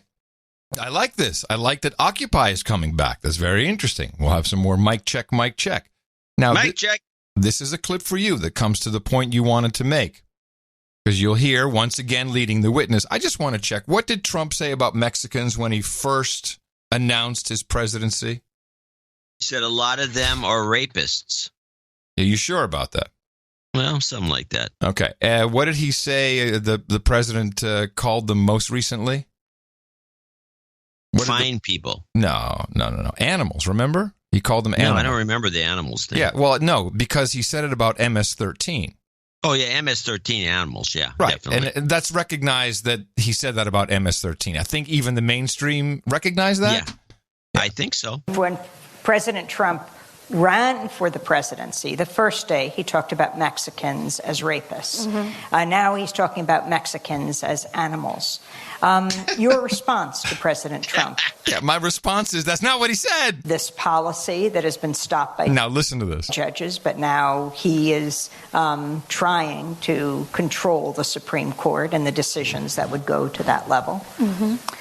Well, I think that the best way that we respond to what can widely be recognized, I think, as rising fascism and his policies of it, is that we have to go into ourselves and into our communities and mobilize ourselves. You know, we need to be ready when the next time, or if this happens again, we need to be ready to drop everything and go straight to LaGuardia Airport. We need to be ready to drop everything and go straight to our local ICE agency. Because this is not someone that is going to be capable of being convinced through a nice conversation and a chat over coffee, or even an excoriation on live television. This can only be blocked through our own action. Now, this has particular meaning, especially for a global audience, that you have Alexandria Ocasio-Cortez saying, go to LaGuardia Airport, because she actually represents LaGuardia Airport. That's my constituent. Come on down. This is where you jump in. Well, first of all, I'd ask, why not go to Kennedy? It's really the international airport. That's the one that would be more applicable. I don't know what to say. She doesn't represent anything yet. Oh, no. Ha! Oh, damn it, you're right. Yeah, I cut that for you, okay? Yeah. No, she's not elected to anything, so she doesn't represent anything. But she's just a candidate. Listen to what Amy says. Well, Amy's convinced she's already won. I think all the Democrats have all thought this. Yeah, well, just listen. Particular meaning, especially for a global audience, that you have Alexandria Ocasio-Cortez saying, go to LaGuardia Airport, because she actually represents LaGuardia Airport. And she's, yes, I do. Come on down. Oh, come on down. I represent it. Yeah, that is pathetic. You're right. It's absolutely pathetic. She's already won the election. I wish somebody would go and run against her, some Republican, and just kill her. You know that because of the way the election, the way the election laws are written, that he'll say Crowley stays on the ballot. Did you know that? Oh yeah, the Crowley does stay on the ballot. So not that it means anything. Well, he's still running. He says he's running against her as an independent. He could beat her. Maybe. I don't know. If she doesn't shut up. Well, I hope she wins. I would love to see her. I mean, I actually hope she loses, because I think it would be funnier. No. Yeah. Well, the show wins either way then. The show wins under all circumstances. Yes. The thing that gets me, there was something she said in there. Oh, she says a number of things. It's just kind of, well, how come she didn't, when Amy, the great journalist Amy Goodman, when Amy said that Trump called Mexicans animals, when, as you point out, it was referring specifically to MS-13. Yeah, why didn't she say we're going to get rid of MS-13? By the way, MS-13 is out of El Salvador. Mm-hmm. It's not even a Mexican gang. That would be the Mexican mafia or some other gangs. So he's not even remotely calling Mexicans animals, because those guys aren't from Mexico. Why didn't AOC, being the great woman that she is, stop Amy and say, look, at least let's talk about this and be honest about it. He never called Mexicans animals. She should have said that, but she didn't. Well, it was a hagiography, a hazy interview. Yeah, it was very hazy. It was very hazy. Now, LaGuardia, as an airman, I know that LaGuardia Airport has a lot of problems. I think they call it the aircraft carrier or something like that. It was originally built where it is, which is not very advantageous in hindsight, right on the water, and that was for seaplanes. And back in the day, there was a big seaplane. A lot of people using seaplanes, and you could land on the water and then taxi right up to the tarmac, and people could, it would be just a little bridge. You wouldn't have to get a boat and all that crazy stuff. So LaGuardia is often known for its water issues, particularly during storms. So what do you think is really causing everything, all the problems? Global warming. Oh, yes. The development of LaGuardia Airport also goes to the issue of climate change. Absolutely. We already are experiencing a 2-foot sea level rise in our areas of New York 14. 2 foot? There's a 2-foot sea level rise on Manhattan, too? I mean, it's just one spot that has it? This is Delta 3952 Heavy. Go ahead, 3952 Heavy. We want to clear for landing. Could you get the fish off the runway, please? No problem. We'll get the fish off the runway. Flopping around. 2-foot sea level rise. How do people put up with this? We already are experiencing a 2-foot sea level rise in our areas of New York 14, which directly border LaGuardia Airport. So we're already starting to see sometimes flights get delayed because so much water and very heavy. No, but listen to what she's saying. Listen to the logic of what she's saying. So we're already starting to see sometimes flights get delayed because so much water and very heavy storms is starting to kind of take over. Yeah, when it's a storm, the water washes up onto the runway. It's been this way since inception. These runways. These areas of LaGuardia Airport are experiencing and are going to be facing very extreme levels of sea level rises. And we need to figure out how we're going to either protect the airport or how we're going to adjust basically our infrastructure to accommodate for that. Yeah, well, I'll tell you what her idea is, because it's in this interview, but I didn't clip it. She wants to get rid of LaGuardia Airport for low-cost housing. I mean, that's what New York needs. The tri-state area needs one less airport. Oh, brother. Having lived Is there. Is she insane? Yeah. Well, no, she's young. She's uninformed. Doesn't have a life history yet. Hasn't been around long enough. Apparently doesn't fly out of New York much either. And, maybe she's, I don't know. One less airport. We don't need all these airports. We just need housing. Some low-income housing. Yeah. And then the final bias story that just irks me is because it gets no coverage, and I'm just going to say it probably is getting no coverage because fans of country music are probably Republicans. Fuck them. MGM Resorts International, just to get a more favorable judge out of the district, has sued 1,000 victims from the Vegas shooting. Yeah, I know. And it's a trick, it's just a trick to get it's a legal trick. Yeah, to get a more favorable judge. But where is the outrage? Boycott Vegas, man? Boycott MGM. I don't want to boycott Vegas, but screw MGM. I mean, that's rude. And screw the M5M for not even really reporting on it. Well, they reported on it. But not out. This isn't that truly like is an Trump. outrage. This is an outrage. We still don't know what happened. There's all kinds of weird reports. Just no coverage. It's pathetic. Pathetic. Okay. I have a couple different ways I can go. I got a couple clips that I can play. You get one more. I think our 10-minute warning is already passed. No, I got two more. I'm gonna have to get out of here. Okay. I do it because they're short. Sure, I'll give you two shorties instead of a good. Two shorties and the rest moves. We gotta keep up with Elon Musk. Elon. Oh, Elon. And the pedo guy. Oh yeah. Great story. Boy's flexing his muscle there, so they are in some good spirits. There is a Silicon Valley angle to all of this. A tweet has Elon Musk in hot water, and it's costing Tesla billions of dollars. This all stems from a Twitter exchange about that cave rescue. Elon. Business and Tech reporter Scott Budman is here with the fallout. Scott. Yeah, Janelle and Raj, fallout is the right word. You may remember the $6 million man. Today we saw a $2 billion tweet courtesy of Elon Musk.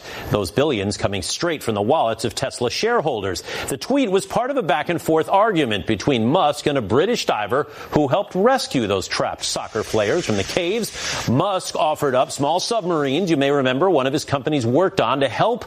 Well, the subs were not used, and that diver called Musk's offer, quote, a PR stunt. That's when Musk tweeted, quote, sorry, pedo guy, to his 22 million followers. Pedo, it seems, short for pedophile, an accusation with no backing. Now the diver is threatening to sue, and Tesla stock lost $2 billion worth of market value after the tweet came out. I hope he does sue him. And I told you to short it, and if you had, then you would have made some money. It went back up, but it definitely worked. So Tesla's hard to short right now to make it stick. Yeah, I'd go with a long-term put. Anyway, the last one is a shut-up slave moment for the Californians who went through the trouble of getting all these signatures to get splitting up the state on the ballot. But no. Oh, yes. Splitting Cal. I got it. Back in this country, the state Supreme Court of California has blocked a November ballot measure to split the state into 3 parts. Supporters argue the state has grown too big and too diverse to govern. But the court ruled that it needs more time to hear questions about the proposal's validity. The measure might still appear on some future ballot. Yeah, what a loss, huh? I was going to vote yes. Yeah, of course. I was all ready for that. Damn it. All right, everybody. Fast and Furious today. We covered a lot of ground, and there will be much more to talk about on Sunday. We've got clips we're holding over, so there's definitely stuff to talk about. And it's show day. Anything could happen. Keep your eyes open, your ears open, and keep talking to us. Let us know what you got. Anonymity assured when necessary and requested. And coming to you from downtown Austin, Texas, for the 4th time, we're the capital of the Drone Star State. That's FEMA Region number 6 on the governmental maps in the 5x9 Cludio in the common law condo. In the morning, everybody, I'm Adam Curry. And from northern Silicon Valley, where the fog's lifted, but it'll be back tomorrow, I'm John C. Dvorak. We return on Sunday with another episode of the No Agenda Show. Remember us at Dvorak.org/NA. Until then, adios, mofos! I need a cab. Get it yourself. I'm staying here.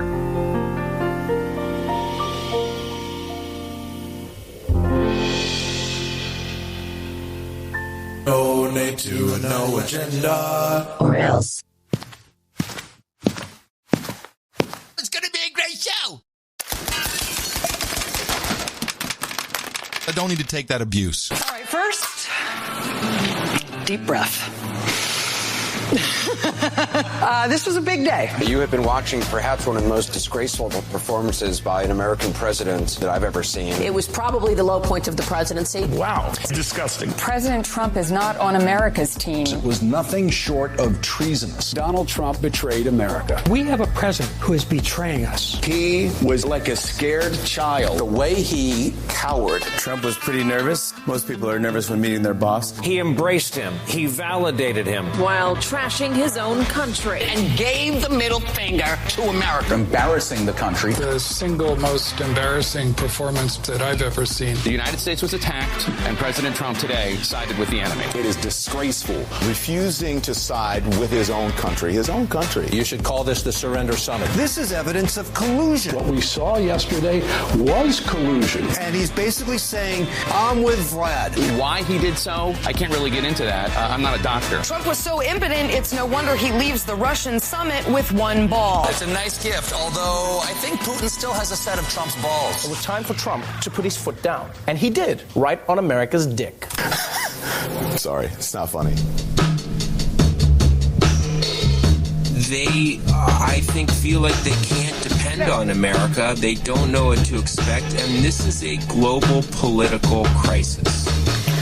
Lisa Lara, do you think it's that serious, a global political crisis, or do you think people are just kind of, listening to the president and thinking, well, wait 15 minutes and see what he says? Oh, no. He is unpredictable to the point where they have no faith or trust in him. Oh no, I think it's a global political crisis. I totally agree with global political crisis. I totally Michael. It's a global political crisis we are witnessing, John. I'm glad somebody told us because we need to know this for the show. But he is unpredictable to the point where they. Oh no, I think it's a global political crisis. We're gonna have to leave it there. Global political crisis. By the way, the website is cosmicweenie.com. We're gonna have to leave it there.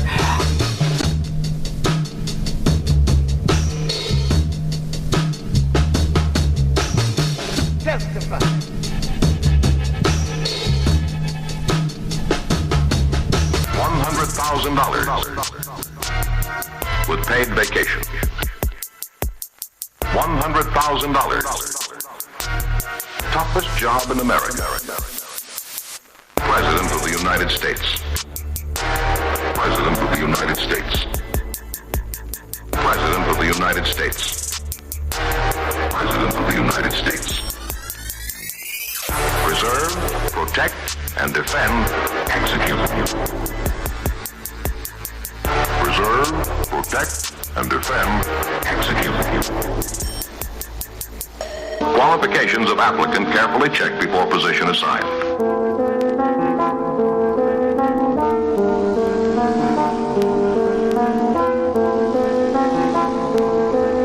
$100,000 with paid vacation.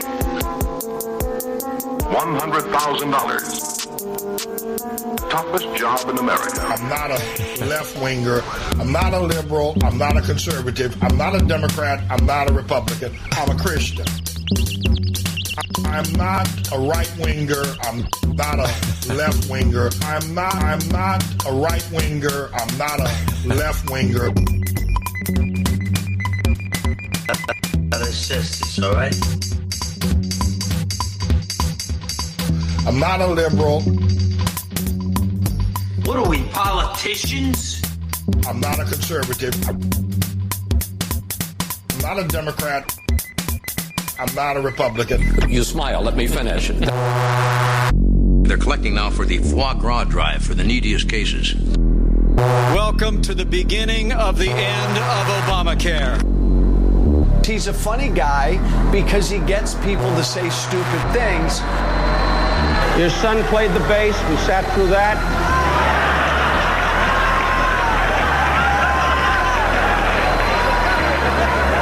We're also living in a grown-up world. It's stunning in its detail. And the president is conflating the two issues. He's tying the collusion accusation, okay? Any collusion? One of the reasons why I lost my job, frankly, okay? And spreading it to the world. We're also living in a grown-up world. I think Cheney treated Will. He treated W well. That's right. You smile. Let me finish. I let him know we can't have this. We're not going to have it. And that's the way it's going to be. He's a funny guy because he gets people to say stupid things. I thought Borat was hilarious. The best podcast in the universe. Mofo. Dvorak.org/NA. Not that deep.